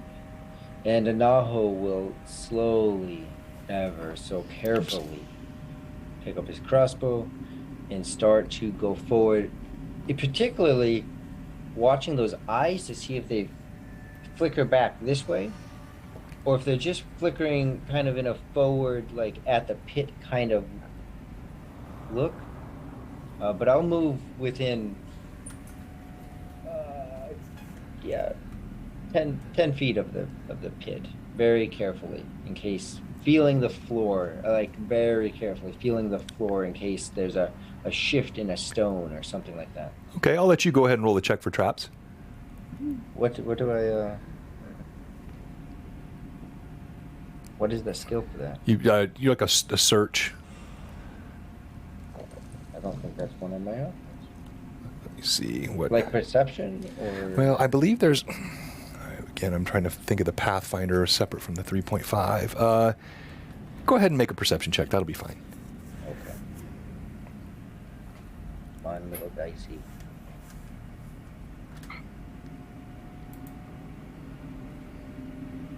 You know what? I'm gonna use one of my advantages. Yeah, buddy. I really tried to not use those. Okay. Yeah, because you want to convert them to XP. Yeah, I know. But I really think I need it here. Speaking of which, people Yeah. give me just 2 more plus 1s. That would give me a 21. As you step forward gingerly, you don't see any traps, but you see the chain. It begins to move of its own accord, and makes that same sound that you heard through the door. Rest of the party, you're watching as he quietly pads in. He's soundless. Anaho moves like a shadow and makes about as much noise as one would. And yet, as he steps in the room, you see that chain begin to uncoil. DM question. Uh-huh. The book that I had found inside the other book that was covered in the black stuff, is that the same black stuff that was in the front of the temple? Like that No. black oozy stuff? No. Different. Yeah, different. As she sees the chains moving, she'll call to Anaho quietly. Anaho. You'll That see book me. That book I found back at the house. It said something about plans to create an undead army from the undead beneath the city. pools of eldritch energy under the city. Hieroglyphs deeper underground. What say you about that pit in the center? As the chain continues to unravel while Rizia is speaking, you see the chain move up and take a posture that could almost look nothing more than like a snake about to strike. And then with blinding speed, it shoots out directly toward Anaho. Initiative. Oh, we have a +2 to our initiative, so if you roll Yes, low, we Rory. do. We're gonna use it this time because I think we gotta call it out. Right? Okay, well, actually, I do have to make... Okay, yeah, go ahead and make your roll. Do we get to use this initiative? Are we using it now? Yeah, you're rolling now, and Hob won again, so she's got to roll. Oh. Oh. Yeah. Oh yeah, Yeah. Bob did roll again. It's your turn. Roll high. The square one. The square Roll one. high I was so we gonna don't say, have to Rory use always it. rolls low. Yes. I believe in you, Rory, sometimes. 4. Just not Okay. when it comes rolling. I'm nice in the middle. We plus The chain strikes out. That's what I was trying to ask. Right? Oh, is it +2, 4, 5, so it'd be a 6 then. If it's Yes. And what I did is I had a surprise action with this, so I gave myself a +1. I rolled a 6, so I had a 7. Because what happened is Rizia Who's giving the DM it? Rizia called out to Anaho. You saw the chain moving. You didn't move away. You stood right there. You started dialoguing with Rizia, so that automatically, My bad. you were monologue. sort of caught. Fell flat. Yeah, exactly. There's a time to monologue. There's a time not to monologue. I did like. That pool looks pretty dangerous. I to did me like- If I've ever seen an. And to be clear, that's not a pool. It's a hole. It's a giant pit. I don't know if you caught that earlier. A hole the sun. And it's got a winch right next to it that the chain was originally attached to, and as that chain strikes out, the links on the chain are like that thick around. It's a big chain. This is not like a regular hunk of chain. And Anaho, I need your armor class, please. It is no tension. 17. 17. All right. With the blinding speed as this chain flashes out, it hits. As it hits, though, it doesn't strike you directly. It does like a whipping action and goes around your waist. As it goes around your waist, you feel it yanks. You take 1 point a day. It's actually A just lot saying of dice. hello. It sounds like. Yep. no, it's not a lot of dice. You take 18 points of damage as it constricts around you, but then you see in one smooth motion, it just picks him up in the air and drops him right down into the pit. And you see, like blinding fast, just like that. One moment, Anaho is there. The next moment, he's gone, and I'm gonna send you a message, John. At least you Not didn't bad, get not thrown bad. in there. Next. Oh, but 1 halfling down. Come on, let's go. yes, you would, Val, you would. Whatever you would like, regular sort of whatever you'd like to have. Yeah. Okay, and Rory, I don't have your message yet. I know. Oh, okay. Oh, You go ahead. okay. Let him think. It's extra sorry now. All right. There's just sort of there's a stillness, and the chain. You see it continues to uncoil. So even though it's right now, it's getting taller and taller and taller. You're now noticing it's actually quite long. You hear, Anaho, do you fall soundlessly, or do you give like a little, or what do you do? So that's what my message was gonna be. So my question is, this chain just squeezed me significantly. Right. Not horribly, but obviously it doesn't feel good. Right. My question is, if I have the clarity, I know I don't know how deep this hole is, which might be bad. My question is, if I have time to reach one of those flasks and throw it down faster than I'm going. And for the most part, besides the screaming of being squeezed, I'd be falling silently. All right, so let's do this. So we're gonna make a check here. Roll 20 for me, please. Okay. And what's your roll? Just give me your roll. 8. 8. Dex check. That's a good thing. All right, so you are squeezed so hard and like so stunned by what just happened. You're having trouble getting your wits about you as you turn end over end. You try to grapple for the flask, and you're falling and falling and falling. You manage to pull the flask out. I'm going to require you to use a half action, which would burn up 10, if you have them, points, to be able to actually try to throw this thing while you're in flight, timing it while you're rolling end over end. That is an extremely difficult maneuver. What are you going to do? Currently have 7.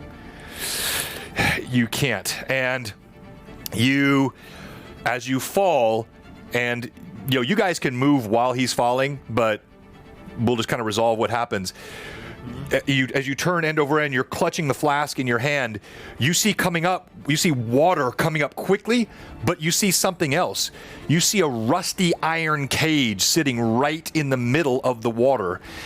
As you fall, boom, you strike the edge of the cage, spin, splash in the water.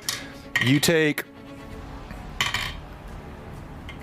7 points of damage from slamming into the cage. You splash into the water, and then before we go to the rest of the party, even in your stage, you kind of go beneath the water a little bit, and you feel something in the water moving.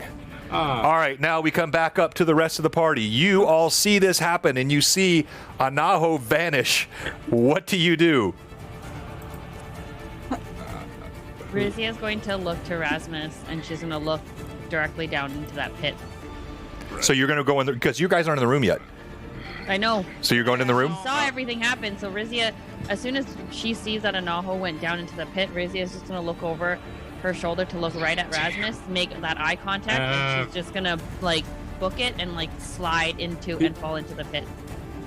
Okay, while you're doing this, I'm going to roll for that last. You can, just before. All right, so the next entrant into the XDM bag, and we'll have 3 more entrants to add after this, plus our Troll Lord Games giveaway. Celtic Board, Thomas, if you're still in, you will be in the giveaway at the end of the game. All right, so you run in the room. What do you do? Rasmus going to say something to me as I'm running? Yes, while she is running, Rasmus is just going to yell, "Take care of the chain. I can go after him. You're stronger than the rest of us." As he's just going to sheathe his effing sword.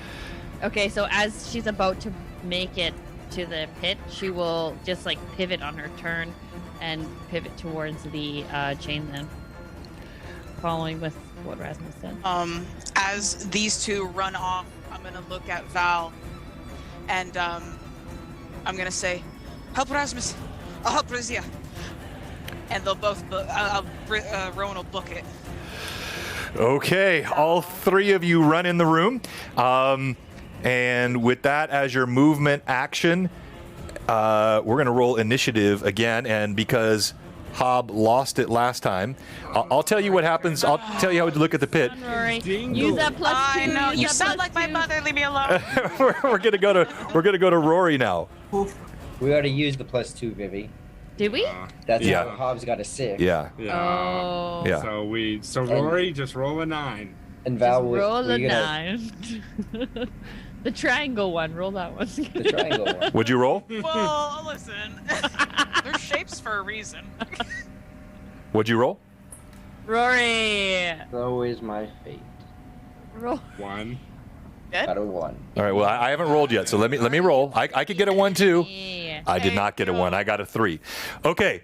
As all of you have now run into the room, this thing again winds up, and it is going to snatch at. Rizia was in first. but I have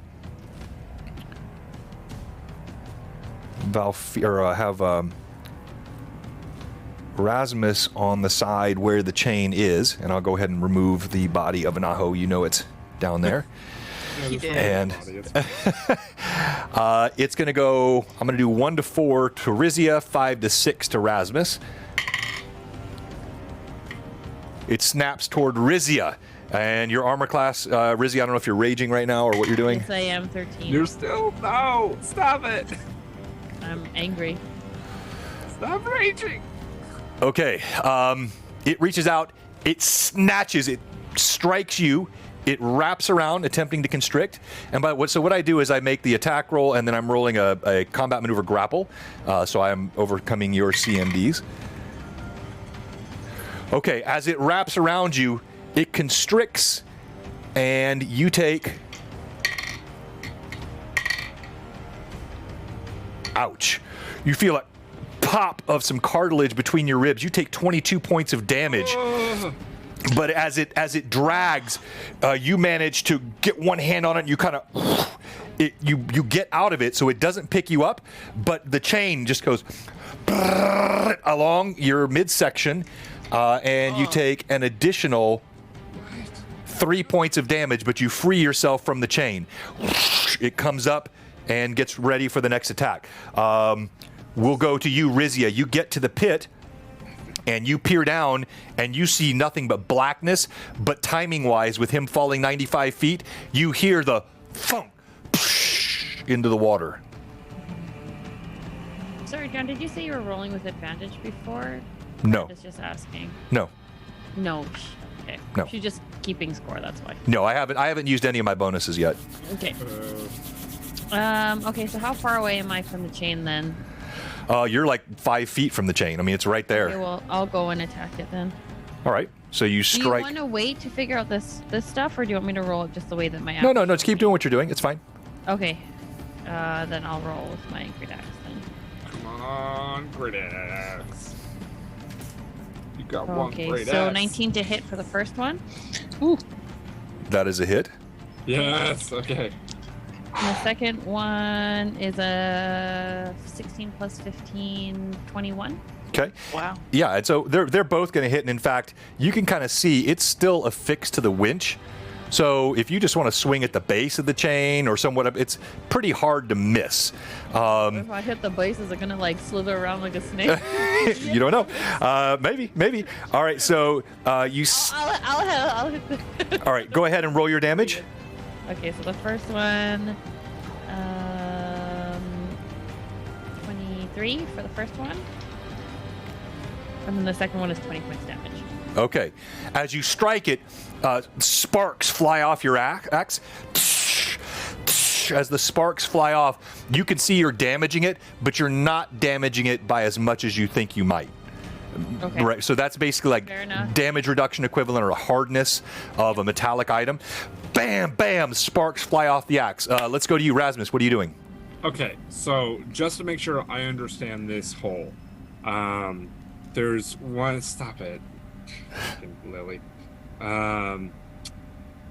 There's this one chain that's wrapped around the winch, whose name is Sarah, and then there's more chains going down in the hole. Or The chain. So the chain is affixed to the pulley. Part of it was dangling into the hole, and it was coiled and dangling into the hole. When Anaho came in the room, it rose up, pivoted like a snake. Now all of the chain is out of the pit. And there's no chains that are dangling No. down into the pit whatsoever. Okay, sorry, I got confused by the cage thing then. Sure. Well, apparently, no. Everything is broken in here. You can see that the winch is broken. At one time, that chain was affixed through the pulley and went down. You wouldn't know this because you don't know there's a cage, Yeah. but just to explain to you, what's happened is it's all come undone, whoosh, and now it's all on the outside. Okay, sorry. So as I come up to the hole, can I possibly see there is a cage down there? 95 feet would be too far for any light source. You just heard that same thunk splash. Yep.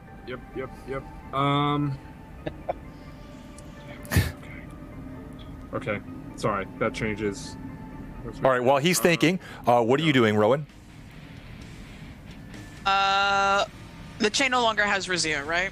Correct. Yeah, she was able to get out of its grasp. Okay. This wench lady, does she look like she's in distress, or does she look like she's having a good time? Serious question. Why are you gonna ask her out? Okay. Are we joking? There is no wench. Oh, okay. There There is a win. there is a winch. A Josh, winch. Last time I ever listened to you. Oh, WINCH. Something you churn a chain with. A winch. I've never heard of her before in my life. I don't know her. Learn not just D&D but English here at Blue Box. Trust me, you know the amount of words I've learned from John just the time period of like, this is. That is so funny. I thought you were messing with me. I really thought you were messing with me. You literally thought it was a winch. I could just be saying stuff. Oh, okay. No, it is not. It is not that. Oh man, that's wonderful. I love that. So now that I know that she's not in danger, I'm gonna go. I'm gonna go and I'm going to attack the chain as well. Okay, you rush over to the chain and roll to hit. Okay. As she's running up after the chain recoils from Rizia, she's going to, with her hit, which is, wow, 18, 19, 20, 22 to hit. Yeah, easy hit. Yep. Yes. She's gonna say, why don't you wrap your chains around the neck of a real dog? And she'll go in for a slice. Nice. Yeah. All right. Nice. And remind me, what kind of blade do you have? It's called the Sword of Life Stealing. It's a No, long sword. it's a long We don't need to sword. get into yeah, I haven't really gotten into the abilities that it has just yet. I haven't had the time. So right now it's just a regular sword until I can figure it out. So it's fine. Okay. 11, 12, 13. Wow. Okay. 14, 15, 16. 16 points of piercing damage. Okay. Or slashing. It would be slashing. You would want to do slashing against You're this. right. All right. So You're right. as you slash down, you see the same sparks, and it was a good solid blow, but clearly not doing as much damage as you would have expected. Sparks fly off, cascading. Some of them on the floor. Some of them fall down into the pit. No, not giving you enough light to see how deep it is, Rasmus. All right. Val, what are you doing? Ooh. So I don't think Val actually ever moved into this room. Okay, my bad. So he's still out back. The last thing that happened was Rowan telling him to go help Right. Rasmus. So after seeing all of this take place, Val will just sprint as fast as he can to the edge of the pit Okay. and kind of swan dive in. Whoa! Whoa! You see, I mean, I don't know. I'm assuming you're all stunned. I'm stunned. You see Val, without any idea what he's getting, leaps and does like a nice form dive and vanishes down the hole as well. Oh my gosh! All right, Rasmus, you see him dart past you. Well, they'd be jumping at the same time. He's not even caring about what's going on there. So they're probably jumping at the same moment. He's grabbed another thing from his pouch, and he's just got it in his fist as he's jumping down with his shield against his shoulder. He jumps in the pit as well. Oh, this is making it so easy for me. I don't have to throw you guys in the pit. Okay, as all this happens, the chain coils again. As it does so, you hear, Rory, you struggle, you come up, you felt something bump against your leg. And before they hit the water, you hear, and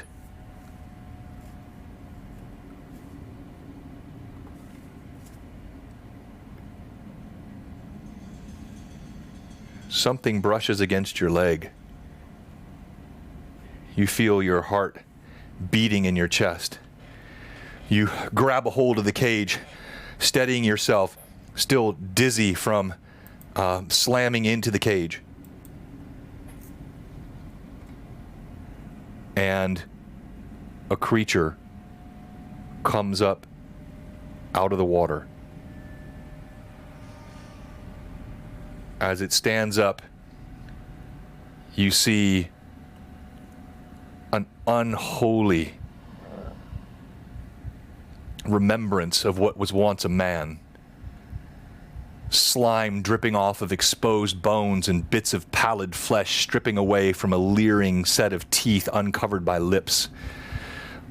Moldy, moss-covered hands rising up as well as it moans, and a tongue slathers out.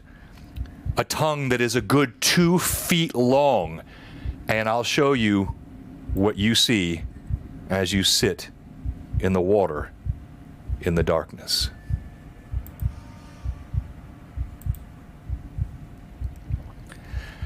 As the creature's eyes also glowing, damp locks of stringy hair clinging somehow to a scalp, to a skull without much scalp, and the tongue just sort of flickers out like it's scenting you. And that's where we'll stop tonight. All right, thank you so much.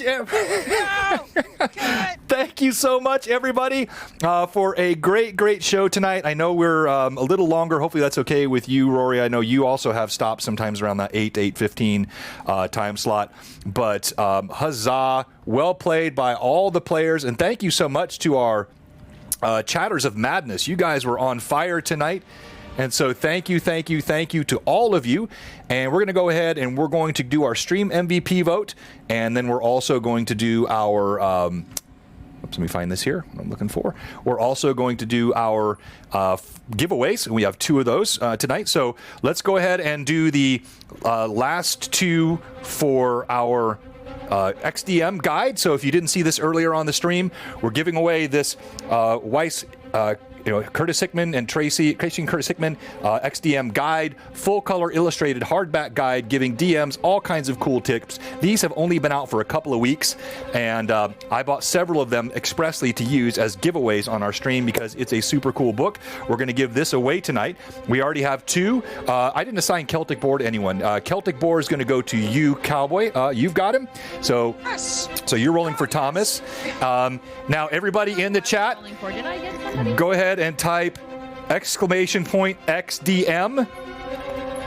Hey, thank you so much, Wandering Black. I hope you guys enjoyed it tonight. We had fun. Thank you. And what you saw tonight, for all of our new followers, this is really typical of what we try to do here at Blue Box. It's what you would call multimodal in terms of delivery of the story. So a lot of theater of mind, a lot of times where it's just the role play of the characters, it's the descriptions of what's happening, but then using various mediums like images, artwork, using physical tabletop minis and terrain, using Tailspire as a VTT. These are just different ways to help tell the story, but ultimately it comes down to the role play of the characters and the theater of mind as the underpinning of all of it. And I thought the players were absolutely fantastic tonight. So XDM in the chat, and our next possible winner is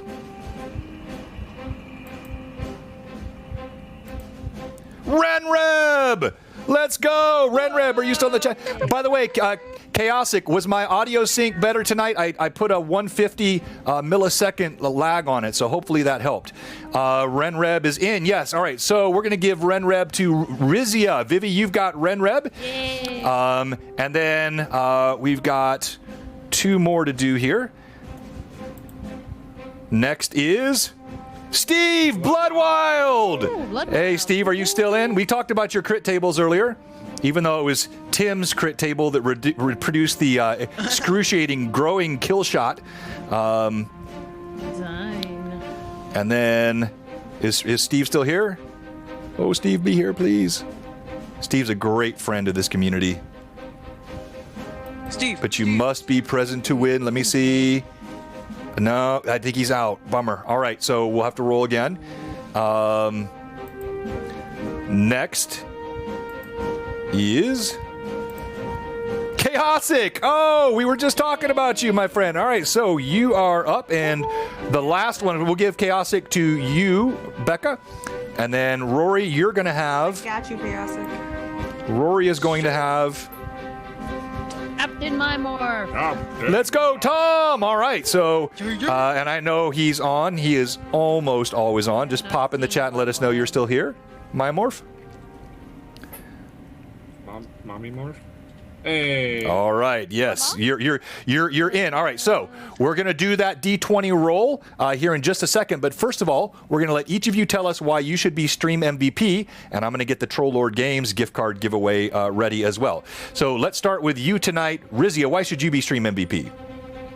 Actually, you know what? I've been meaning to do this for a while, and I haven't been doing it lately. Let's go ahead and have each of you tell why someone else should be Stream MVP. All right, so... We've been doing this 2 times literally what we... No, but I mean, like, not often. I want to do it more often is what I meant. I like it though. John's gone. John left. John quit. Bye, John. You hurt my feelings. What just happened with my video? Rory, Anaho, and Val for Stream MVP. Hold on. Wow. What was that? Josh, I'm gonna kiss you. You better shut up. Bro, fight me. Let me restart this guy. Hang on. I'll freaking bite your nose. I'll do it.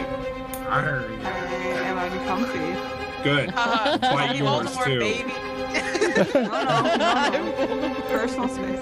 Hey, There we go. All the I got boys. Yeah, just my little EOS DSLR app just crashed. I don't know what that was about. All right, so let's have... No, what I meant is, like, I want to do it more often. I've not been doing it often enough. So let's have...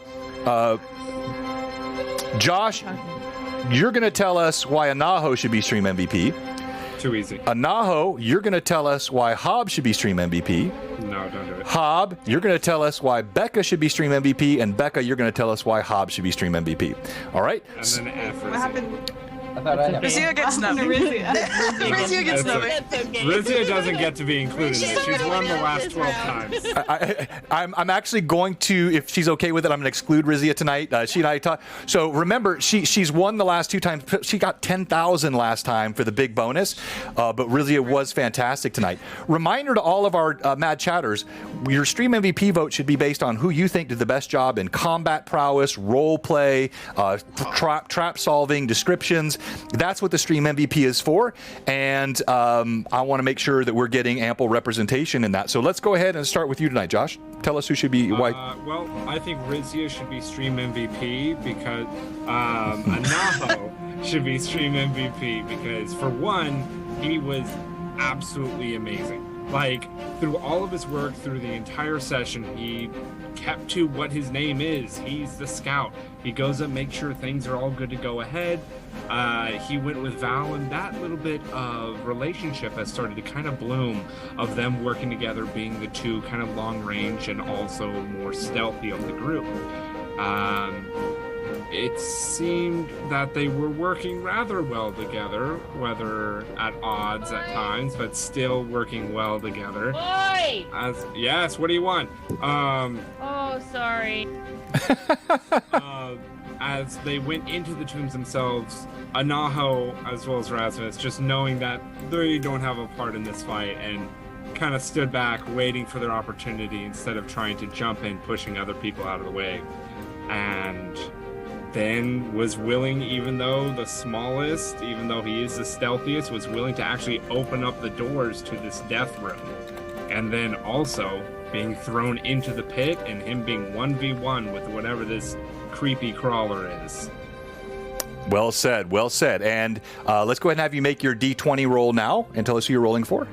For me? Yeah. This is going to be for Wandering Bacchus, which they are a subscriber, so that I get 2 rolls. And a brand new follower. That is a 17. Ooh, very strong Wandering Bacchus. That could win it. That could. Please don't forget to tell everyone about the Sunday. Oh, yes, thank you. I did forget this earlier, so let me mention it again. I'll do this one more time. Wednesday night, tomorrow night, we have the special with Annaby Meyer on. We'll be talking about Session 0 gaming. How to really do, not Session 0, but like Level 0, gaming. So how you start your characters off at a low level and really build the character stories. And she has done this exceptionally well, and she's also, of course, a fantastic cartographer and a fan of our entire community. She'll be with us with Rachel, Cameron, Thomas, and also Robert Phantom will be on with us. Robert will also be streaming on Sunday because we're not starting our new Tears of Arid campaign for a couple of weeks. Great, no worries. We'll be done in just a second, in a couple of weeks. And so we will have Robert streaming a one-shot Castles and Crusades game on Sunday during our normal 1:30 to 4:30 Central Time slot. We'll have all of that in our Discord. If you're a follower tonight and you're not in our Discord, please go ahead and join the Discord. We have so much content in there. There's role play. There's just kind of fun stuff, fan art. Just you want to be in there for sure. So join that Discord, and that'll all be happening Sunday. All right, so let's go to you now, Becca. Tell us why Rowan should be Stream MVP. So, Rowan was like on it today. She was all over that goblin.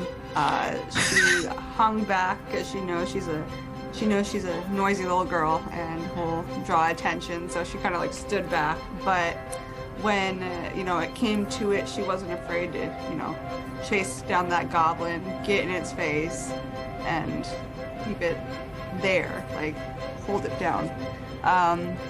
She also, like, when it came to whatever that monster was, I'm still not sure what it was, but she was like, haha, take that. Oh, you are human? Or not human, you can bleed? Right. And then, like, that groin shot. Oof. Money shot. All the men and the women here were like... No, I feel like Hob took special joy in that. I saw like a gleam in her eye. Yeah. Of course. All right, outstanding. All right, now tell us who you're rolling for on the giveaway. I am rolling for Chaosic. Okay, let's see what we have. My friend Benjamin.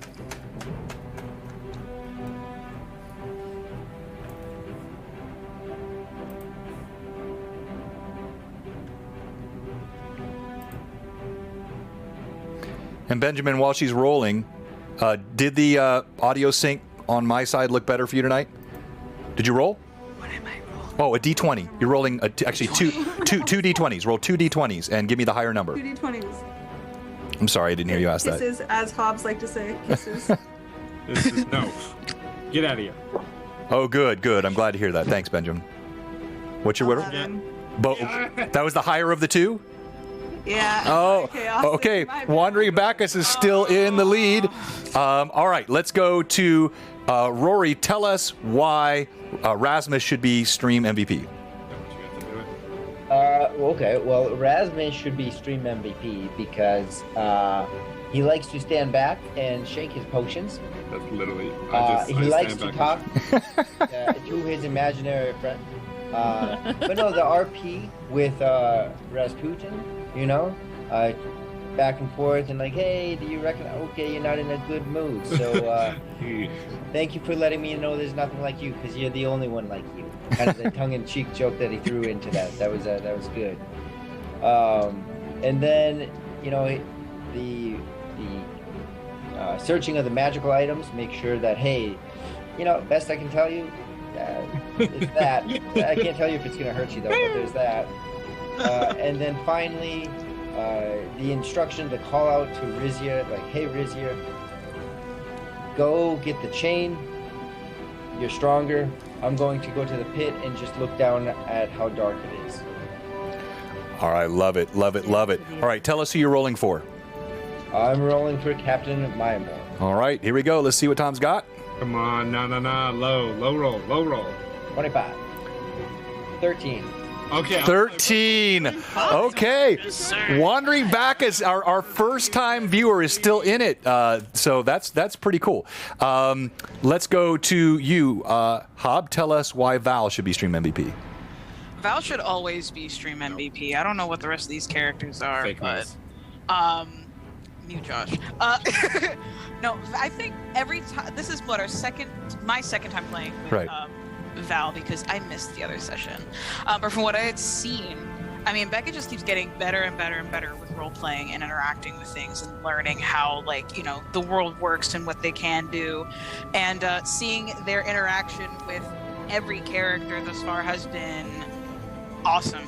And I think it's super. Well, I think one of my favorite things that Val's done so far is the interaction with the goblin. Everybody wants that goblin dead, but meanwhile Val sticks to his guns and his morals of, no, I'm not going to be violent to this child. I'm going to help it. I'm going to stick to my good morals. And I think that that's very. I think that's something to appreciate in Val, especially in this group. Agreed, and like it's sort of a real daring recklessness, trying to split the two right into the legs of the giant, and then like the swan dive into the. I mean, that was fun. All right, so tell us who you're rolling for. Rolling for Celtic Boar. Oh wait, did you already roll? No. Oh yeah. I'm about to. Oh no, that's right, because we assigned it first. That's right. Yeah. Hub, come on. Hurry up. Here we go, Thomas. I'm gonna come over to your house. Low rolls. I got an 18. How's that? No! Did you really? I got an 18. How's that? 18? What's the picture? No, it's okay. It's okay. Juan Rebecca, I was so sorry. It was that close. You have to roll for Renreb. Yeah, so you got to roll for Renreb, and then I'm going to go ahead and roll for Bloodwild. He was on. He just had to take a phone call, so we'll have one more entrant. Go ahead and make your roll for Renreb. I'm sorry. But currently we have Thomas. 20! What? Oh, no! Nat 20 for Renreb. Okay. I got you. And then I'm going to roll for Steve. Wait, before I roll for Steve, let's quickly give away the Troll Lord Games gift card, and that goes to... Wait. Joshua Blake. Set Monkey. Let's go. Congratulations, Set Monkey. Just give me a reminder in the Discord. Actually, if you would... we're going to change our process so I can be more timely. Just send Manda, Mystical Unicorn, send her a Discord, and we'll make sure we get you that code out quickly. All right, the winner, rolling for Steve, is... Oh, man, that was a nat 1. Renreb wins the guy. Congratulations, Renreb. All right, go ahead and... let's kick off the stream MVP vote, if you could, Robert or Amanda. Josh, I know you need to go, so go ahead, and we'll let you know how that goes. Yeah, for stream MVP. And would you mind leaving your camera on, Josh? We want to look at all your stuff when you're gone. Yeah, anything valuable. Maybe leave your credit card. Leave your camera on. Okay. You can leave. Okay, Leave your cool. camera Yeah. on. Is that I want to vote for stream MVP. Oh, okay. All right. Well, then go ahead. We'll have it up in just a second. It's not up yet. What? Okay. Are you there, Rob? I thought I made you a stream Rob was MVP. there. Rob was just there. There we Amanda's go. right there, too. There we There we go. go. Okay. You're not supposed All right. It's to up. be in there. Poll is up. Vote for your stream MVP. They get 1,000 experience points. It's so helpful for these players. I want to. How is Rizia getting points? Please don't vote for Rizia, please. Only because she has won the last 2 in a row and she got the big one last time. And all right, the votes are coming in quick. Thank you so much. I want to say again to all the mad chatters, if you're watching tonight and you haven't followed, or if you're a follower that hasn't subbed, or if you're a sub whose sub has expired, we have one question for you tonight. What are you doing? Come on, give us a follow, give us a sub. We appreciate all the support here at Blue Box, and we pour every stinking dollar plus a whole lot more back into the stream to deliver great content, giveaways, and fun stuff for all of you. And while you're pouring that in, we have 67 viewers, but we don't have 67 votes. you know, I notice every week there are people that abstain from the vote. Maybe you don't know how to do it, or it's in the upper right-hand corner. Should be a little drop-down menu. You should be able to vote on the phone as well. Yeah, and right in the chat area.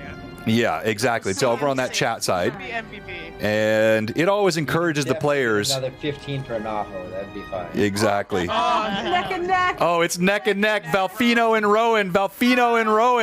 The two best friends, the bros. It's 11-11. There's still time to vote. Your vote counts. You do it. You roll. They re-vote again. It does not. It does not always show up on the phone, huh?